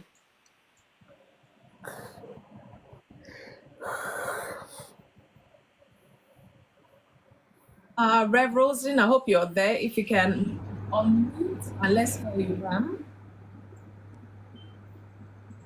I hope it's not network now. Rev Rosalie, are you there? I can see you there. Okay, maybe she can't speak where she is. Because I noticed she was in the box earlier and she dropped off. So Amaka, I can see you. Amaka Roberts, thank you for joining us here on Inside with FunmiRoyal. I hope you're good today. Yes, I'm good. Good evening. Good evening. Thank you so much. Well done. So I don't know what your take is on the topic, or maybe you want to attempt my puzzle, whichever one, please feel free to speak. Okay, I just got notified about this live by my friend. Oh, okay. And then she said I should join the live because she felt I would have something to say about the topic. Thank you. Yeah, because I actually met my husband online. Oh, wow. I'm married to a white guy. Met him online. And I've been on the online, let me say, before I got married, I was on online dating stuff for like 24 good years. 24 years, yeah. Because you mean 24 years? Yes. Like, No more. if I calculate, yeah, I got married at age 37. That was last year. Okay. So all the years I started dating, I've never dated someone in the conventional way, like you meet the person physically, you know, maybe in the same location, stuff like that. You meet in social gatherings. Yeah. So I've always been into online dating. Okay. It has always been online dating because I'm this type that I don't go out. I'm a very I'm not, let me say I'm an introvert, but my own introvert is like, I don't know how to put this. Let me just say I don't go out. Are you a mixture yes, yes, exactly. I don't socialize. My social life is zero. I don't socialize. After work, I go back home. After church, I go back home. The only places you can see me, church, a market, or my business place. So it's kind of affected my dating life, you know. And because of that, most of the people I was meeting, they were online. And in fact, there is no online dating app as at then, as at 2000 and let me say 2009, that I would not tell you about. Wow. Yeah. So I've met different kinds of men, like different kinds of men, different. My goodness. And I didn't actually intentionally put it out there that I wanted to marry a white guy. No. I'd always been dating the black guys, Nigerian guys, and the ones I met showed me pepe. Wow. So today say that there were some risks I took, and I used to tell people that before you take any risk to go and see anybody, do your search very well and be very careful, because outside there is not smiling at all. Some of us did this and we came out safe. You understand? Nothing evil happened to us. But some person that attempted it and they lost their lives in the process. So there were some instances when I had to, in fact, travel to from Ocean State. I was in Ocean State, Ibadan, stuff like that, to go and visit someone I met online in Lagos. Wow. And sometimes I left the house and maybe had problem with the vehicle. Before you know it, 12 a.m., 1 a.m., midnight, I'm still on the road. Wow. One certain time, there was this guy I went to meet, and this guy attempted to do everything with me to get scanner with me and stuff like that, and I refused. So because of that, he said, well, and you have to go that night. What? So there are so many things you're going to meet, so many. Wow. But being this kind of person, I know I don't have any other option. So once one ends that way, I learn my lesson from that. I pray to God to lead me to the right person. But one thing I discover is that even if God is leading you to the right person, a lot of times we don't listen. We don't listen. A lot of time we are so overwhelmed with our wants, with the desire to have someone in our life. We just want a man. We want a man. However it comes, we don't care. So even if God is warning you, you don't listen. And that's why some persons don't come out of it, and they just go with it like that. So like the other lady said, Tamara said that if it comes to you going to visit the guy, then it is fine. But me, I used to advise people, I would not tell you what to do when it comes to this matter. I will not tell you what to do. It depends on how you know this person, your conversation with that person. Have you taken your time to actually, not what the person even tells you, from the way the person behaves after you have spoken for some time? How close are you to even his family members? Have you met anyone online? Like when I met my husband, we dated for 5 months online before he came to Nigeria. And the day I met my husband, I've been on that app. I met him on Bumble. And I've been on the app for like 5 months, 5 good months. And all the guys I was meeting then. Let me even say what made me to say, okay, I was not going to have anything to do with black guys again, was the last guy I dated was a black guy, a Nigerian guy I also met online. And this guy came to the house. We met. He came from Akure to Makurdi. Even came to see my parents. Told my parents he wants to marry me. Blah blah blah blah blah. Only for me to find out that he's a married man with 2 kids. Oh my goodness! Wow. A lot of them like that have lied to me. There's one I also met when I went to his house. There was nothing to show that he's married. Nothing. His social media and none of his family members were following him. He so hid the whole thing. Nothing to show at all. You would think he's a single person because he's even young. It was just one day, a neighbor of his saw me always coming to the house to clean, to wash, and to do all those things. Then the lady called me that it's because she likes me. She says that I'm a decent lady, that I'm very different. That's why she feels sorry for me. That I was like, feel sorry for me about what? She said there's something she needs to tell him, that this guy is a married man. I was like, wow, how? She said, okay, that she's going to give me some instances and some things. So I put 1 or 2 together, and I actually discovered that he was actually married. So those kind of occurrences, at some point I told my mom, if this last one happened to be like others, then I'm done with black guys. Now, permit me to say, not all of them were bad. Not all. Okay. There were some I met, but we didn't just connect. We did not connect. Some of them probably religious-wise, doctrine and stuff like that, language barrier stuff. The parents are saying, oh, you can't marry an Igbo lady. You are a Yoruba guy, you can't marry. So things like that. Not all of them were bad. But a whole lot of them really did me dirty. They did me dirty. A whole lot of them did me dirty. So the last one that happened, I told my mom, I'm done. Let me try the other race. Let me try the white race and see. And that was how I started online dating again. I counted it for the years I was online dating, because if I meet one for 1 week, it doesn't work, I'm back to online dating again. 2 weeks, it doesn't work, I'm back there. 1 month, it doesn't work, I'm back there. So for 24 good years, I was, until I met my husband. And even before I met him, I dated one again for 2 years, white guy. He wasted my time. He would come, he did not come. Now, I used to tell ladies, the fact that these guys are sending you money does not justify that, does not mean they are going to come. Doesn't mean they will come and marry you. Some of them enjoy the online attention you are giving them. Some of them are bored. They are bored and they just like to keep you because you keep them. You are giving them the fun they want. You understand? So if it's to keep you there, they'll be sending you money, take care of you, everything they want to do, but you will not see them, they will not come. The one that would come, from the moment you guys start talking, you will see the light. It doesn't hide. You will see him. He will be the one even telling you he wants to come. You will not be the one to start questioning, are you coming to my country? Are you coming to see me? You will see him. He will be the one even asking you questions. He will be so interested in your country, and before he will tell you, oh, this is done in your country, right? Like my husband, before we started talking, he already told me that he's telling about the Igbo traditional marriage. I was surprised. I was already surprised that this guy started going to learn how they do the Igbo traditional marriage and stuff like that. 2 weeks, he paid my bride price. We didn't even talk for long. 2 weeks after talking, yes, he said he wanted to speak with my parents. I was like, oh boy, wait too, because the other one, that's how he spoke with my parents and he did not show. So I don't want to involve my parents in this.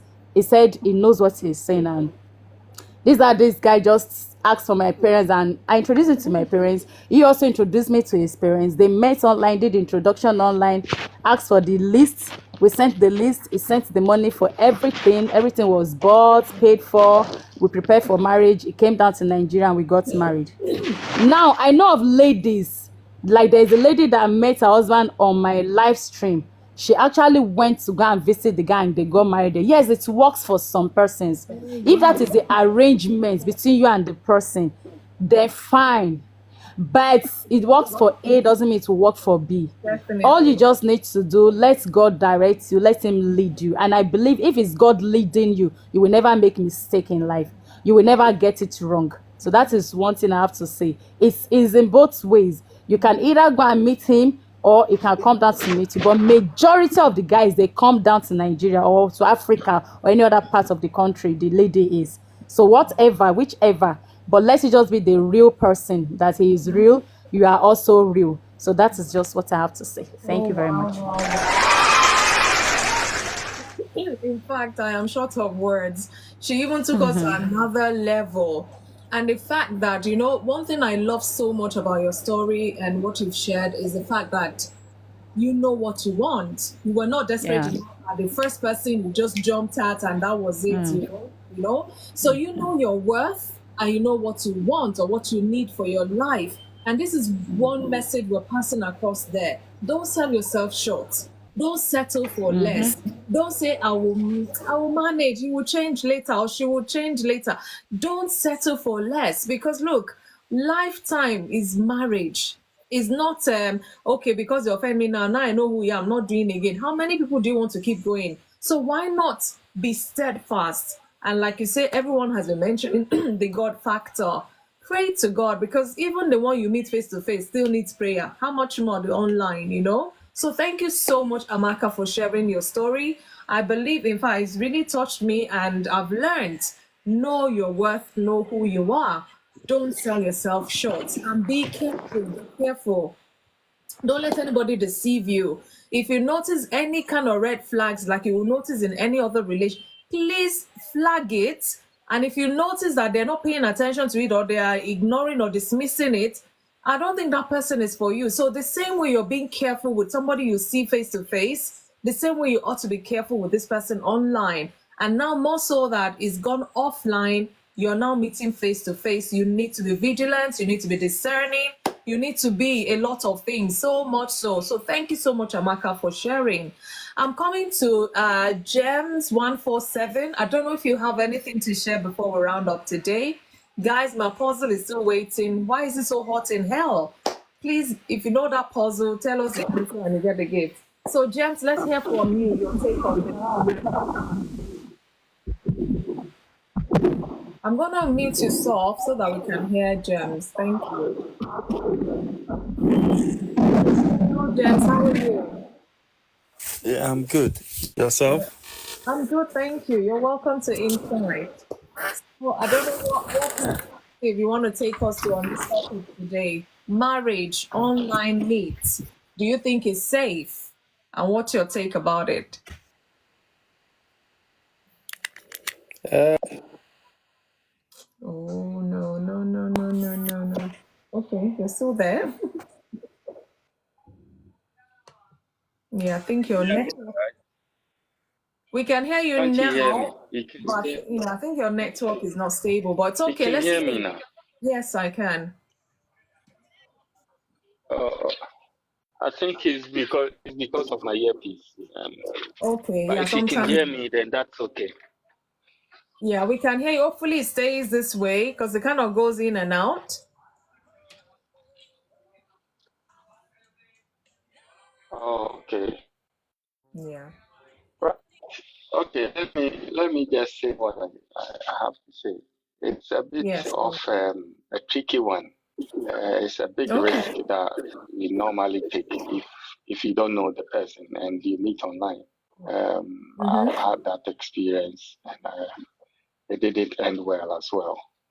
If I say Sorry I'm to hear. going to drag into it, yeah, No, no, no, that it's might fine. It's take the fine. whole We all night. need all of that to balance things for us. Yeah. Yeah, but I don't think it's some people too have met and then it's working. Mm-hmm. But I think if you strike a percentage,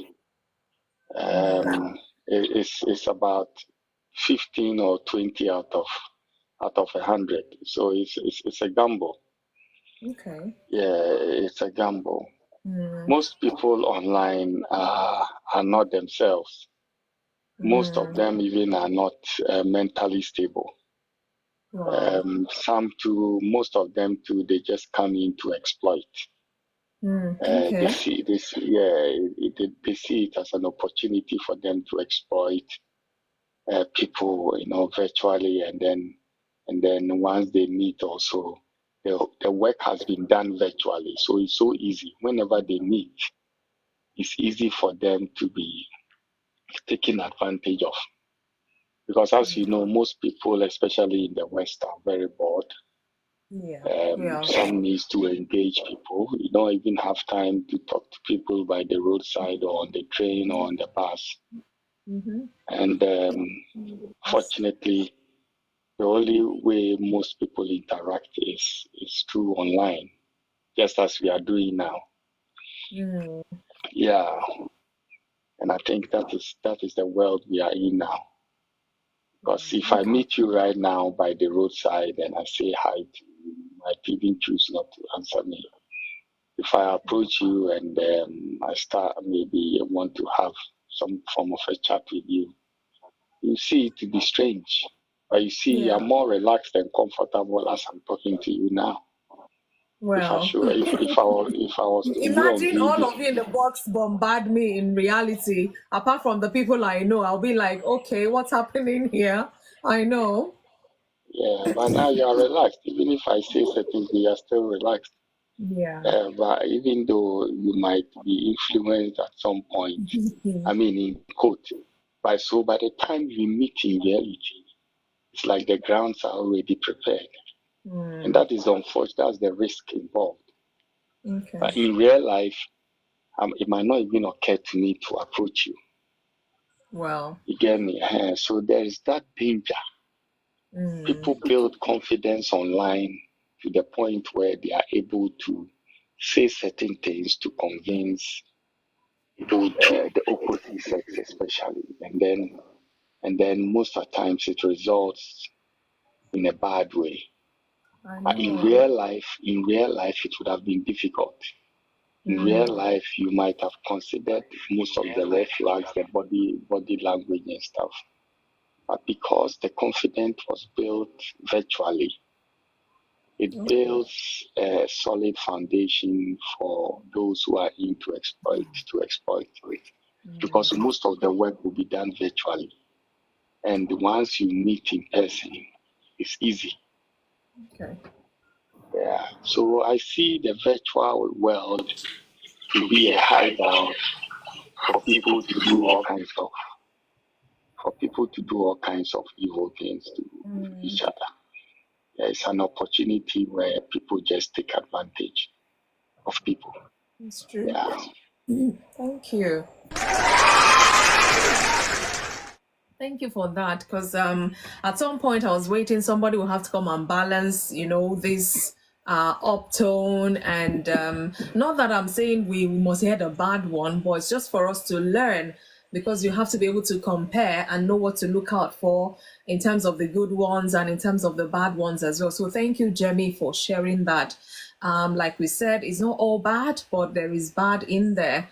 And it cuts across every aspect of life. People you meet face to face, sometimes they're bad, sometimes they're good. It's the same thing. But we all know with online, there is this big, huge gap, and you have to be careful, especially when it's from one country to another, one continent to another. It's a huge risk that you really need to be extra careful. Whether you're meeting online or somebody even introduce you to them or something, you have to be extra vigilant, extra careful. There's no point hiding stuff and being dishonest and not showing or putting out who you are for real. Because I'm there innocently, I'm online. I want to meet someone who I can relate with, who I can be open and be me in front of, not somebody who is faking to be somebody else and things like that. Is a waste of time, energy, money, and everything. So we need to be mindful, things to look out for. And like you said, some people, they'll wear suit, they'll wear dress, they are well dressed and all, but they may have mental issues. It will not show in their picture. It's when you start chatting with them, you start relating with them, you find out that something is just off about this person. And then you even go further to do like a video call, and then you see their body language, you know something is funny. Don't waste your time. Just put an end to it if you feel like this is not for you, and stop stringing people along, because it's not safe or it's not good either. So thank you so much for that. I'm going to come to Soph. How are you, Soph? Good evening to you. You're welcome to Inside today. Thank you so much, my sister. Oh, God bless you. Thank you for joining in. Mm. So what's your take on this topic? We're talking marriage online meet. Is it safe? What's your take about it? Yeah, first of all, I'm thanking you for bringing this topic. You're welcome. This is a university course. Yeah, where people need to prepare themselves Yeah. every time and learn many things.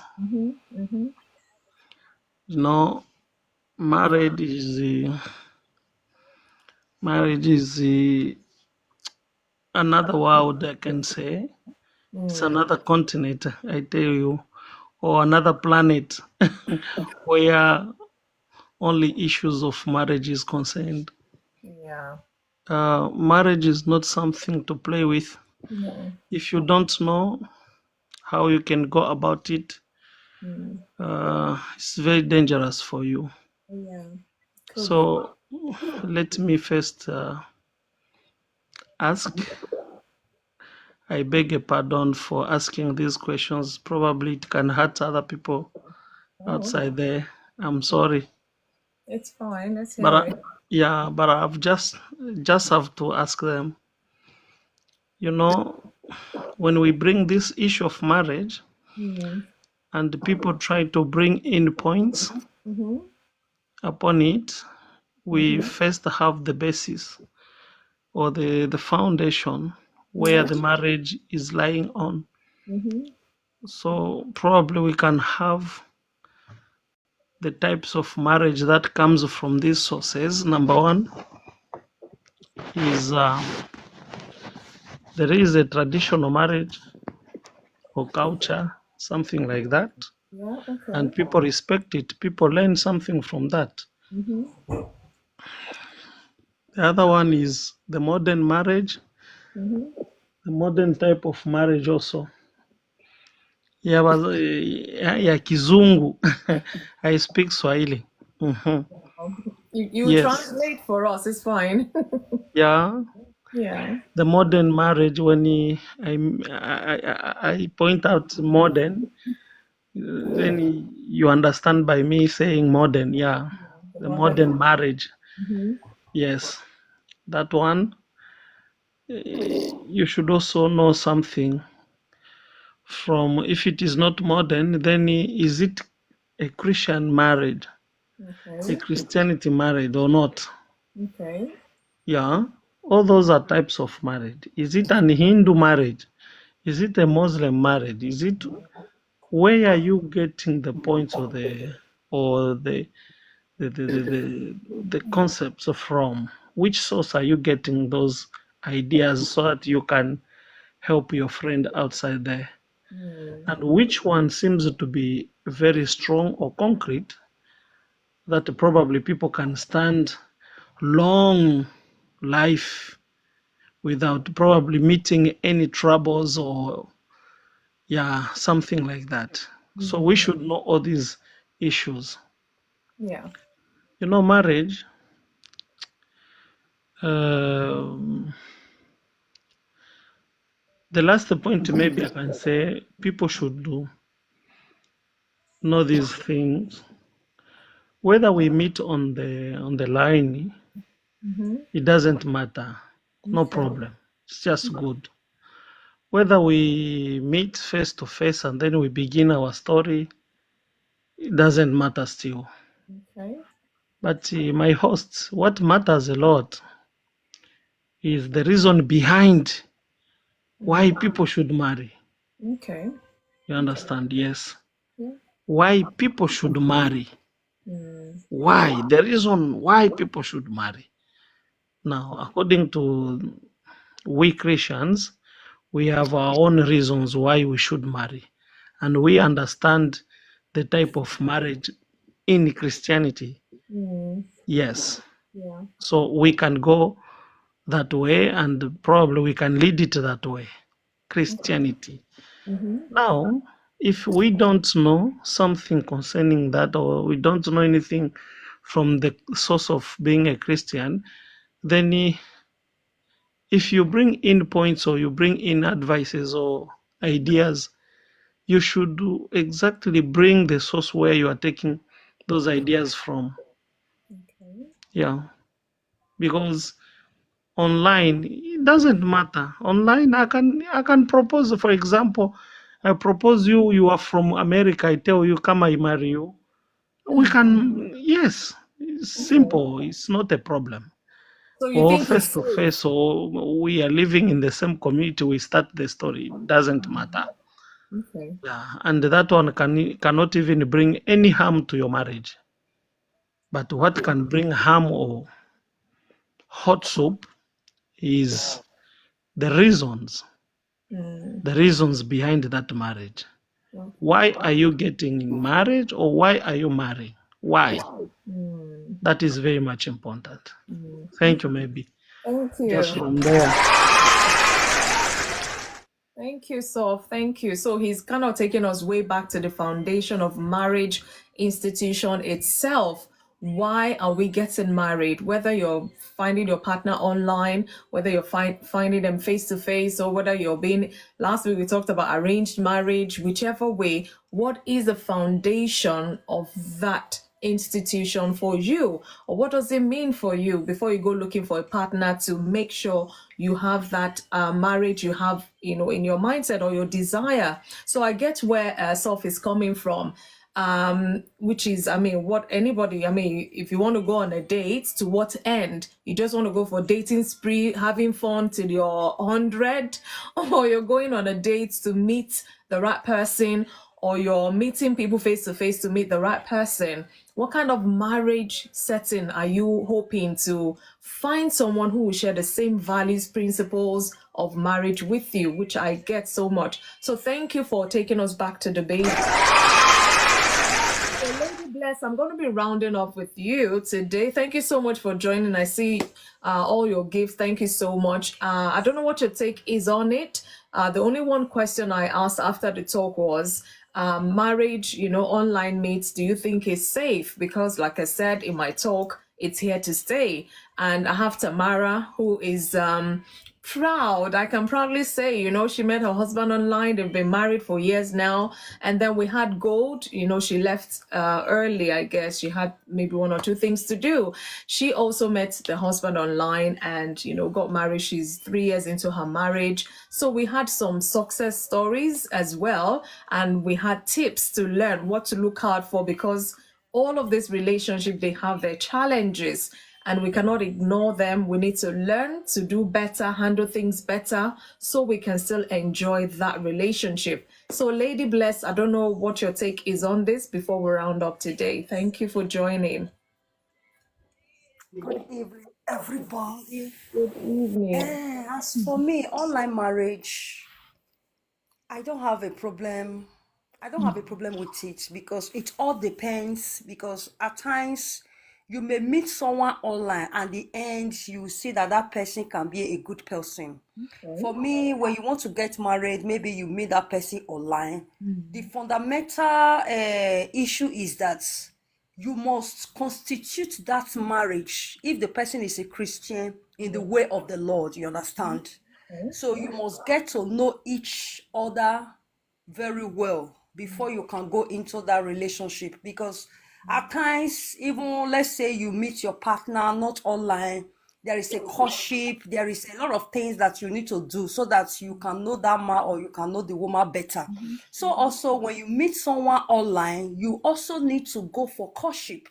So through that courtship, you'll be able to discover whether this man is good for marriage or whether this lady is good for marriage. So that is why as Christian, when we want to get marriage, they always advise both of them, you have to go for courtship so that you can really, know yourself better. Because marriage is not something you have to joke with. Marriage is a lifetime commitment.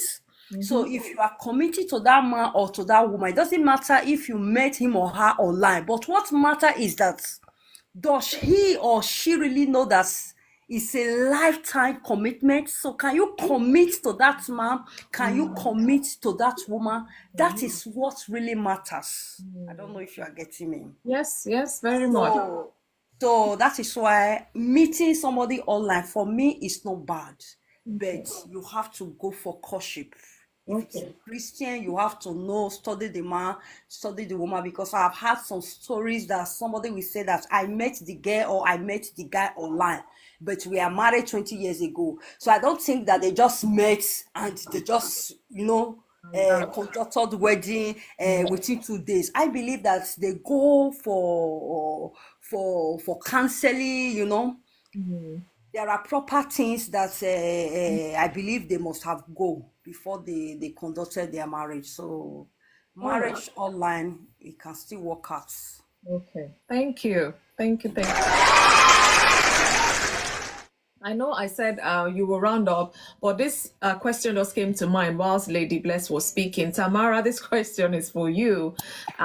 Please feel free to answer or not. It's up to you. I wanted to ask if you had any marriage counseling before your proper marriage with your husband. Did you have any sort of marriage counseling, premarital counseling? Yeah, I did. Because we had 2 weddings. We went to Nigeria first for my traditional wedding and traditional wedding ceremony. And we did like a white wedding here. And so, like I said, I told my husband from the beginning, if I'm looking for a partner that will go to church with me. So even before we got married, me and my husband, because every Saturday night he comes to visit, and then on Sunday morning we go to church together. So my pastors, I introduced him to my pastors and everything, because initially we've already talked and I knew that he was moving down at the end of the day. So my pastors and family and friends get to know him. So he was worshiping with us every Sunday. So when we were about doing our white wedding year, we went for counseling with our pastor. And I was telling a friend of mine some days, months back, I would say, that one thing that actually led me to getting married to my husband was that counseling I went to. Because I'm this kind of person that If I have any sort of feelings towards something and I know that I can't finish it, I don't start it at all. Because I try, I'm not perfect, but I try to do to others what I want them to do to me. So if I know I'm not going to finish it, I don't just start it for the sake of anything. That's why if you're an independent person, you depend less on other people to achieve things. And when you depend less on other people to achieve things, you think more of how other people will feel when you do some certain things and how that will also make you feel. So you intend to avoid some certain things. So I told my husband, we went for counseling, and my ex relationship before my husband, the person I was dating back home, I was in love with that person and things were going well, but I keep telling because we girls, we do things for so many reasons. Somebody mentioned something somebody mentioned something earlier and say, do not go online dating or do not be in a relationship out of desperation. Our society make us do a lot of things out of desperation. My friends are married, I need to be married. I'm not getting younger, I need to be married. My family expect me to be married, I need to be married. So many this and that. The question should be, are you ready to be married? Do you know what it takes? I'm not, like I said, I'm just a year plus being married, so I will not really have a lot of experience, but it's not how long, but I believe in how well. So I have a few knowledge. I read and I talk to people. I talk to people who are more advanced, who have more experience in these things. But I don't need to be married in order to know the kind of partner I want to be married to. So when I was dating this person, he's a nice person in a different area. But when you talk about marriage, you talk about 10 years, 20 years, 30 years. The things that will be happening daily are not things that I want to deal with. Say, for example, I'm this kind of person, I'm very straightforward. So if you do something to me, for me, and I don't like it, I'll say, for me, this thing you did, it might come out wrong. Pardon me for how I express it. I cannot express things so politely, gently, and nicely as you. Or I might even do better than you. People have different way of expressing their feelings. There is no pattern of saying, oh, you need to use this tone. Oh, yes, they say you need to be a bit gentle.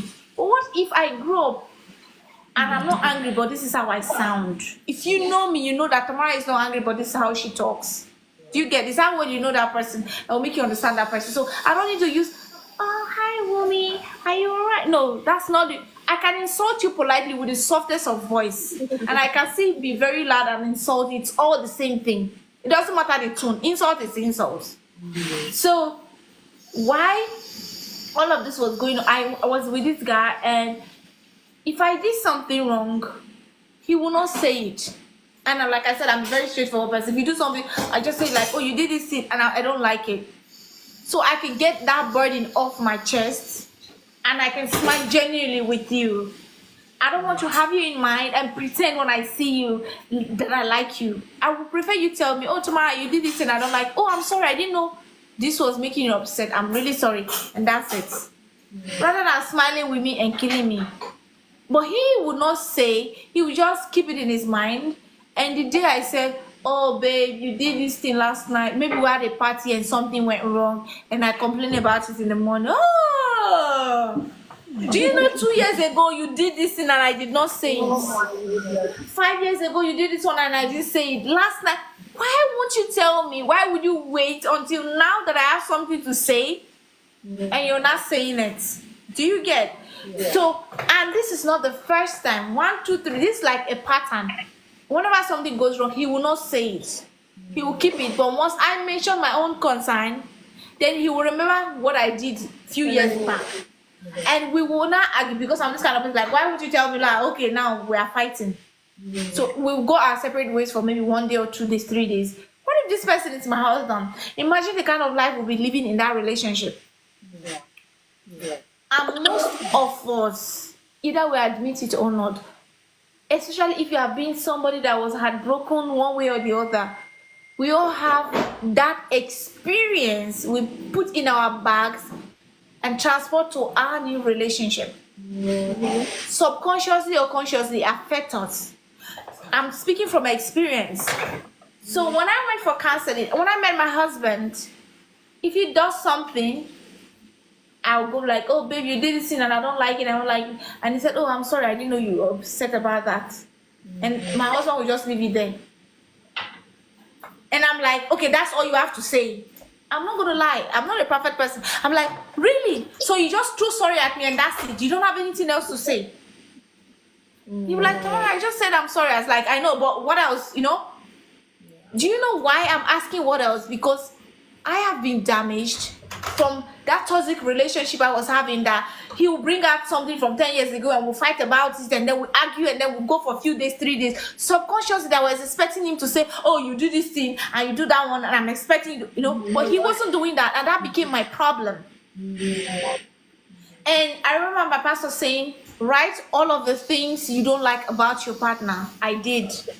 Like when somebody just give you opportunity, oh, I wrote down things. I'll tell you.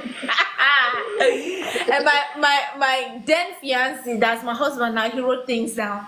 And then pastor said, write the things you like about your husband. You know, that kind of faces. That's I wrote things down. And then one of the things I mentioned was the fact that if he does something and I tell him, he will just apologize for it and that's it. It doesn't go further. For me, that was a problem. But unknowing for me, because I have been so used to that kind of relationship that I'm looking for that thing. Man, mind you, that was the same thing I told myself. I said, if this man continues like this, I cannot get married to him, because I cannot be having a partner where I cannot have a conversation and say, oh, I did it, this is how I'm feeling. Like, oh, I'm sorry, babe, I didn't mean to, and then we get over it. Now I have a partner who is giving me what I was expecting, and now that becomes my problem. When I mentioned it, my pastor was reading and he said, okay, according to you, you mentioned your worries to this guy and he apologized to you. So what exactly is the problem? Wow. Do you know I didn't have answer to this question? And he told me, don't answer it yet. Come back for your next section and tell me what you, all right, don't worry, Soph, we'll get to that. I said, go back and think about it. I went home with that word. I was thinking about it and I reflected back to the relationship I was having, and I said, this man I would never marry because of this. I want to have a partner whereby if I'm angry, you sit me down and I'll tell you my heart and how I'm feeling, and we can talk. Even if I offend you, call me on a different day and tell me, but don't tell me when I'm blowing up, because things only get worse. And that's not good for marriage. And I said, I made a promise to myself that I'm not going to get married to this person because of this. So why am I looking for the same thing in this present relationship? And then it dawned on me that I am the problem, he is not.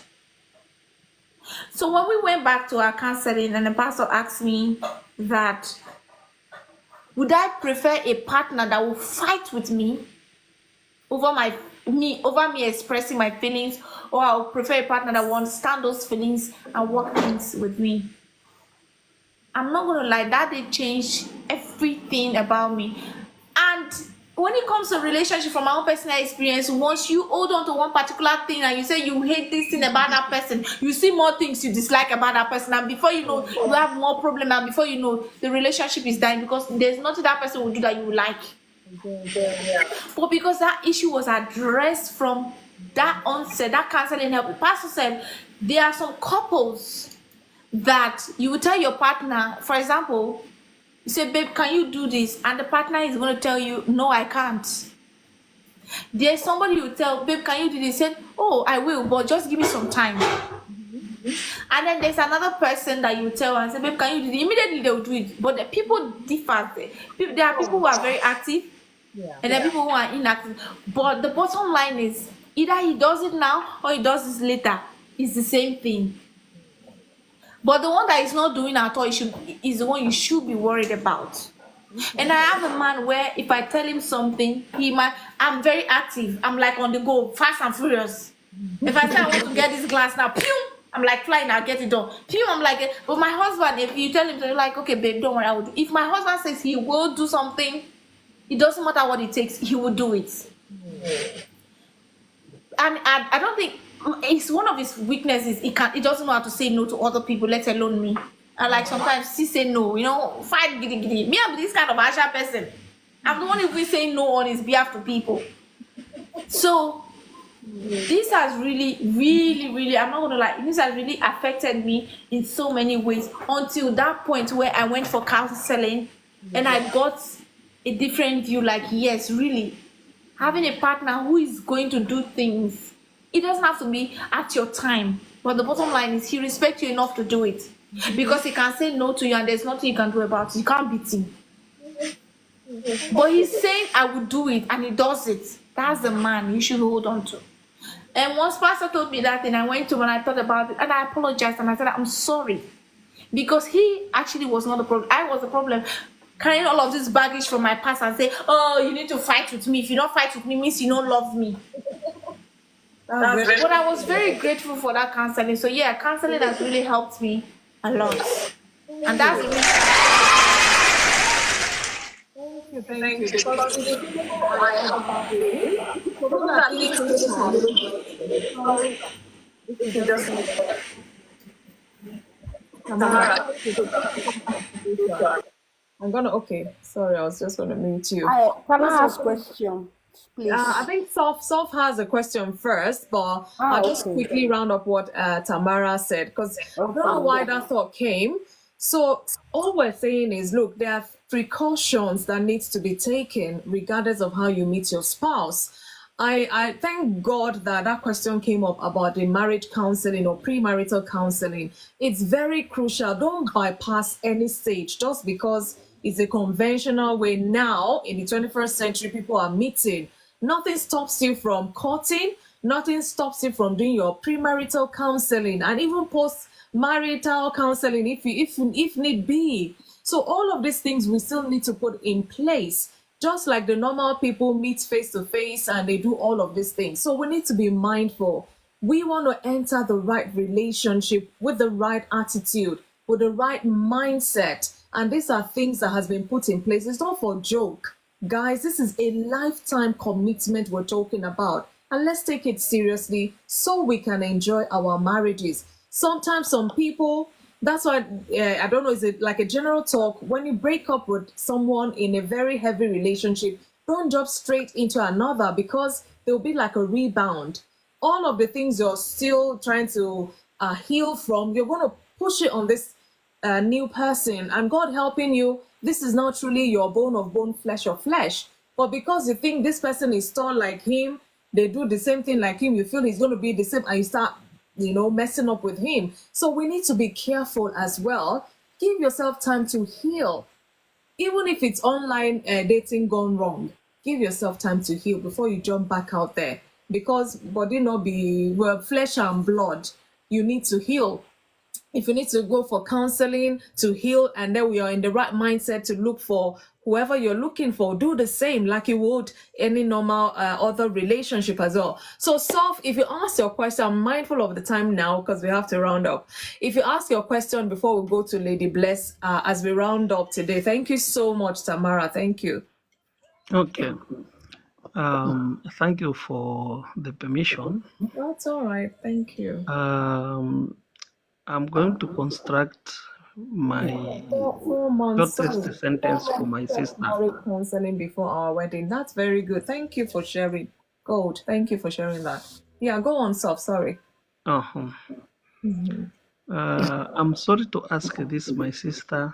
The reason why I'm asking you this, it's because I want to learn, and maybe someone outside there is also going to learn on the answer that you are going to help us. In the first place, I hear that you loved in the first days of your happiness with your partner. You loved going to the church and attend the church services, meeting the pastor, and that was very good. That was beautiful. I love that. On the issue of the counseling sessions that you've undergone, please, my sister, sorry to ask you this question. Can you remember the basic reason your counselor ever told you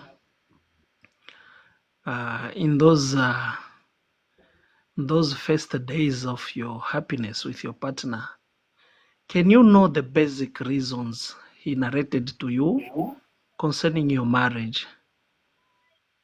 Did he tell you to say, did you ask you to why you were getting married to each other? And they go into the marriage, why you should marry yourself. Did he narrate that?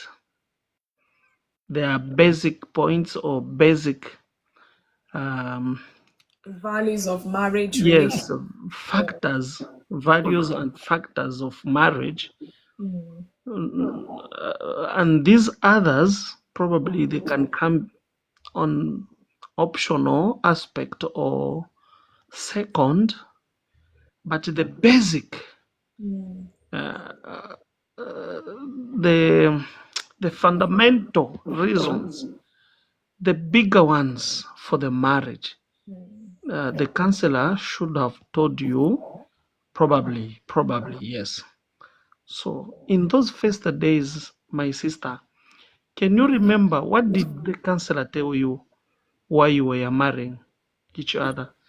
And I'm sure you did this under Christianity.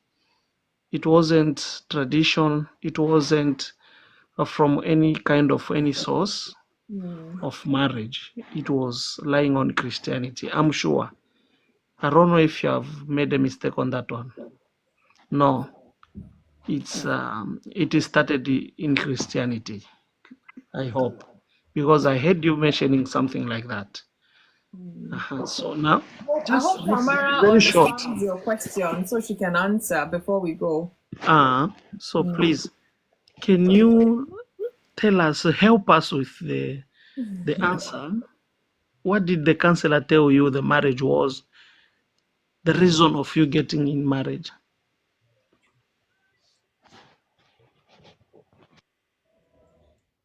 Tamara, I hope you're still there. You're muted. We can't hear you. Oh, I hope it's not the network now. Yeah, she's still there. Okay, I don't know, Lady Bless. Whilst we wait for Tamara, she may answer, she may not answer. I'm not sure what the, because she's muted. Lady Bless, I don't know if you still want to ask a question. The Yeah. question I wanted to ask Tamara because, according to her narration, she met her husband online. So, assuming you want to advise someone out there, so how long are they supposed to cut before getting married? Because, you just met this guy online, you don't even know him. I believe you cannot just say, okay, let's just do, I do. I believe there is going to be some procedure. So, that's why I wanted to ask her, how long did she cut before getting married to her? To him, sorry. But she's muted. Yeah, okay. I'm not sure if Tamara, you can type. Let me see if you can still speak, because I don't want to leave us hanging. There's no manual to this thing, sis. Okay, Gold is saying there's no manual because Gold was part of my guest panelist, or how do I put it, before, and she also got married, meeting her partner online. I think Gold, was it a year courtship you said, or somebody said they had a year courtship or so? Gold, you can help type. Tamara, I don't know if she can answer, but Tamara, obviously, they didn't meet yesterday and married today, no. But she's been married for over a year, she said. I dated my husband for a few months, and we got married in less than a year. So you can see, and she's still married 3 years on.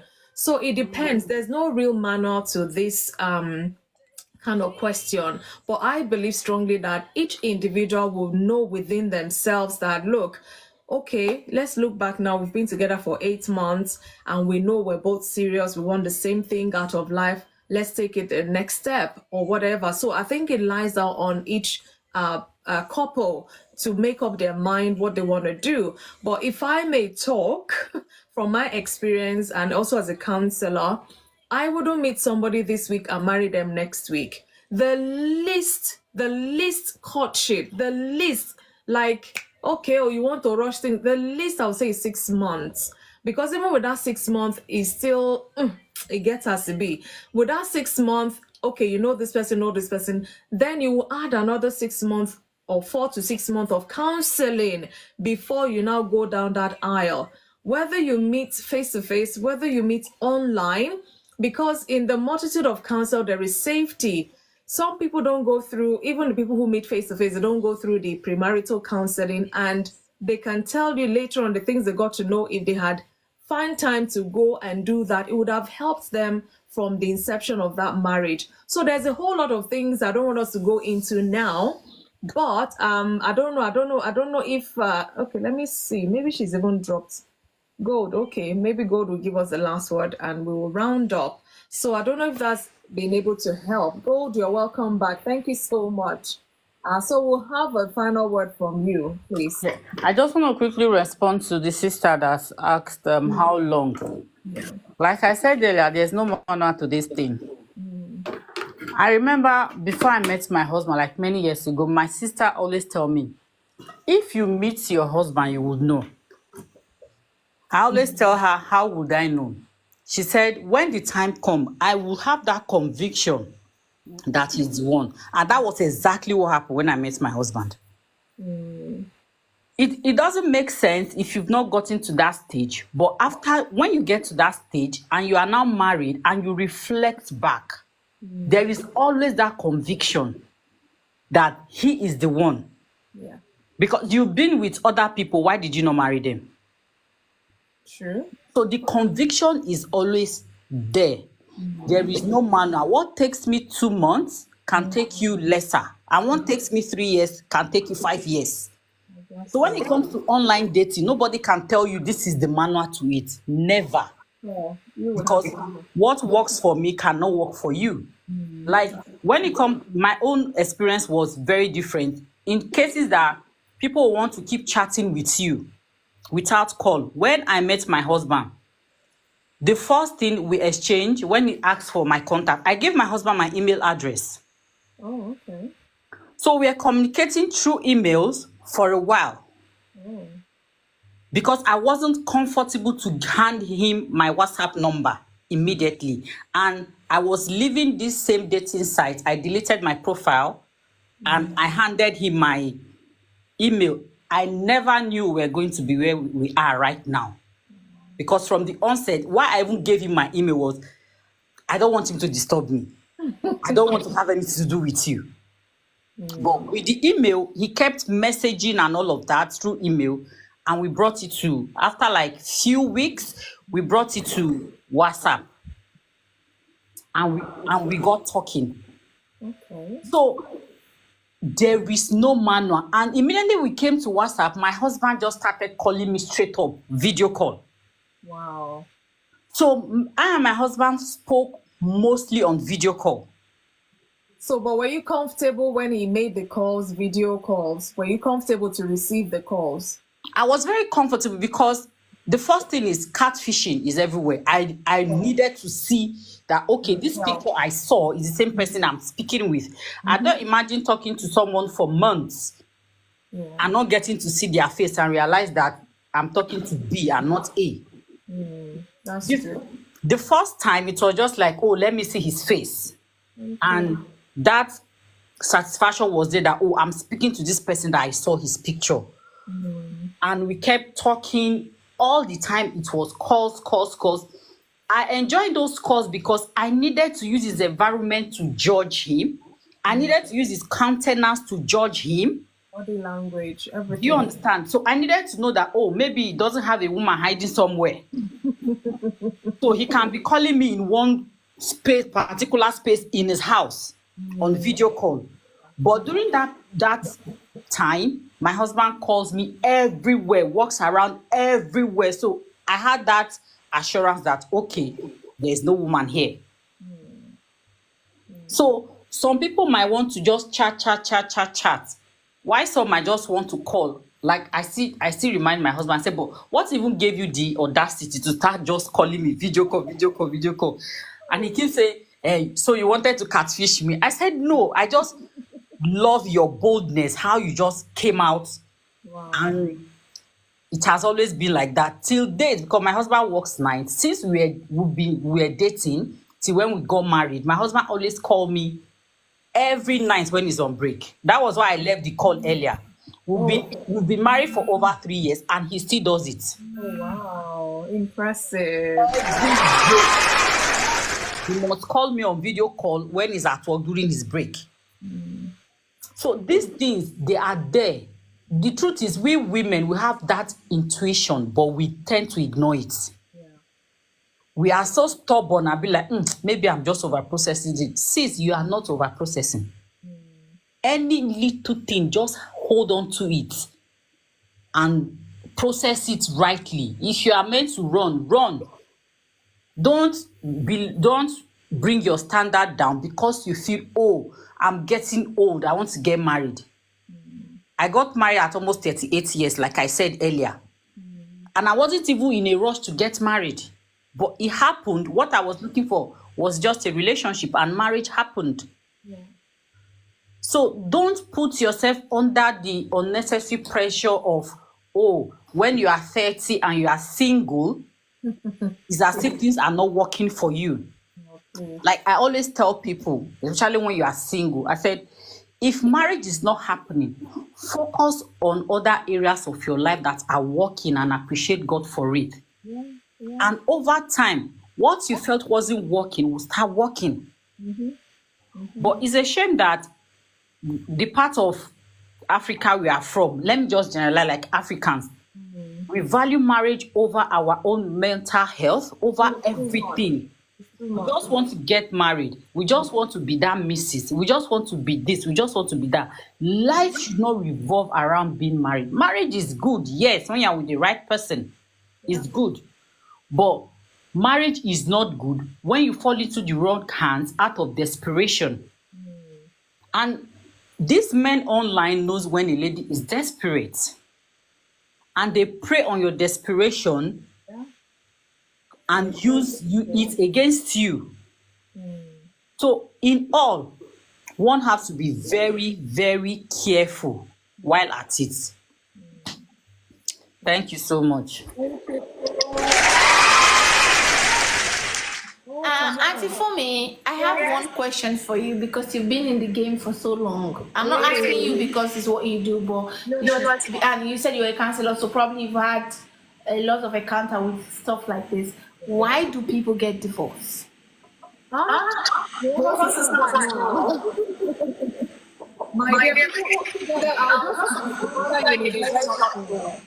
It's not all about domestic violence that leads to divorce. It's not all about domestic abuse that leads to divorce. I've heard a lot, which even me, I'm still grasping my head. Irreconcilable differences can lead to divorce. Sister T would answer as best as she can. There's a lot of reasons. Some you look at them from afar, they're a lovely couple, and then you hear they're divorced. There's more to it. Sometimes it could be goals and aspirations. Over the years, it's changed, and they can't find a middle ground. It's affecting that relationship so bad, they have to go their separate ways. You will be amazed at some little, it sounds little, but people go their separate ways for it. It's not even a topic for today, I'm telling you. So thank you. I hope I answered in a little way. Sister T, if you want to. And also, lack of communication leads to divorce. Oh, yes. Because that was what my in-laws, my mother-in-law, my father-in-law, they were married for 17 years. Infidelity, lack of trust, financial burden on partners. There's a whole lot, my dear. There's a whole lot. I want to talk a little bit. Just one second. Yes. Wow. All I will add to that is to say the foundation sometimes is shaky and we don't realize it. With the euphoria of love and all of that, it hides the real issue. And then the real issue only starts to surface 5, 10, 15 years later. And that's why the foundation is very important. That communication is very important. That knowing why you are in that relationship is very important, because unfortunately it may rear its head later on. Let's leave it at that. And stop ignoring red flags, people. Anything you notice a red flag, if you don't communicate about it, sometimes you might even bring a third party.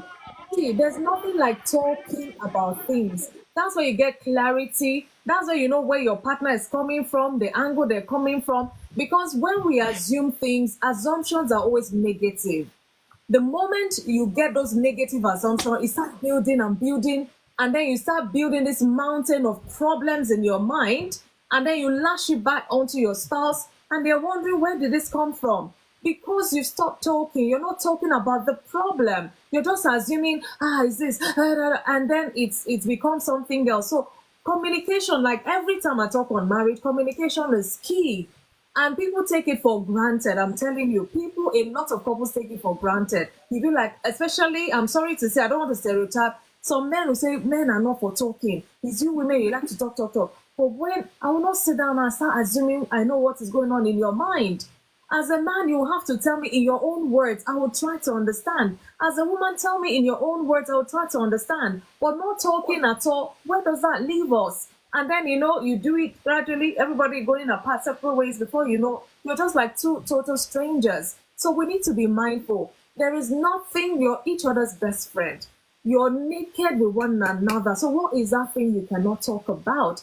The truth is bitter, as they say, but still say it. If you say it, let them hear it. They may not respond straight away, but you've dropped that thing, they will go and think about it and come back and address it at some point. You can't push things under and feel, oh, life goes on. It will come back bigger and bite you bigger. So communication is key. Openness is key. Being honest is key. Compromising with one another is key. Tolerating one another. It's hard. Look, these things I know, it's hard. Sometimes I'm like, God, what have I got? Even people say, bed of roses. Sometimes I will do something like, even me, I'll be like, what have he just done? Or he will do something, what did he just do? So things happen, but we don't brush it aside. We don't push it under. We're not in denial of it. Let's sit and talk about it and finish. If we have to talk 10 hours, at least we know we have addressed it and we move on. Because tomorrow brings its own troubles. And you haven't dealt with today's own, you're ignoring it, and tomorrow will come, next tomorrow will come. For how long do you want to keep ignoring? And after a while, you just feel like two separate strangers, and then you start encroaching into your love life, your friendship life, even your family life, if care is not taken. My dear, don't get me started with this kind of talks. We've overshot the time today, but it's worth it because we've learned a great deal today. Thank you all so much for all your contributions. People on the FY page, I want to believe you've learned a lot. And one thing I'm going to say is whether online relationship, whether offline relationship, you need to handle this relationship with caution, with openness, with sincerity, and build a strong, lasting marriage that you yourself you want. Talk about it. Like somebody said, whether you want to have children, don't wait till when you're inside the marriage and your husband is telling you, me, I don't want children. And you be like, what's up? But you didn't talk about these things when you were dating, whether online or offline. Don't leave anything untouched. Even if you end up not marrying that person, count it as an experience that will benefit you in the next relationship you're going to. No experience is lost. No experience is a waste. Learn from it, grow from it, do better by it. So guys, I'm going to say I leave you. I love you. Thank you all so much for your contributions, your liking. Oh my goodness. I think this is one of the highest we've taken it to in terms of likes. I'm so honored to have all of you on this platform with me today. And thank you for sharing your experiences. Gold, Tamara, Sister T, and other people who have dropped off. I really, really appreciate everyone. Thank you for always making it a very impactful program. And I hope I'm going to see you on Monday where we'll talk about general talks, 8 p.m. UK time as usual. It's going to be a general talk. This thing, marriage, one day is not enough for it, I'm telling you. For all of you, thank you so much. I really, really appreciate you. I wish you a wonderful night's rest. And tell your husband, kudos, Tamara and Gold. Tell them well done. I hope to see you on Monday. Yeah. Thank you so much. I really appreciate Thank you. Thank you. Thank you very much, Winnie. Well done. Mr. T, thank you so much. And Good night, everybody. maybe next time Good night. I would ask you to say we talk about marriage again so that we contribute in or we push in Christianity reasons Oh, why okay. people should get married and how people experience divorces in the marriages, Okay. why their marriages breaks. So under Christianity, probably we can talk about that You know next what, time. Soph? I'm a Christian, and the reason why I do this marriage talk on Thursdays is for everybody, whether you're Christian or non-Christian, because this is my belief that God is the orchestrator of marriage relationship. And any basic rules or foundation we're going to bring has to be biblical as far as I'm concerned. So, but the truth is, I have the topics ready for till next year. I'm telling you. So I don't know how I'm going to squeeze that in, but we can see what we'll do. Maybe I'm going to have to let go of a week, and then we'll come and just do that, even without the talk or something. But we'll see how it goes. I really appreciate that. Thank you so much, sir. And You're I hope welcome. I'll see you next time.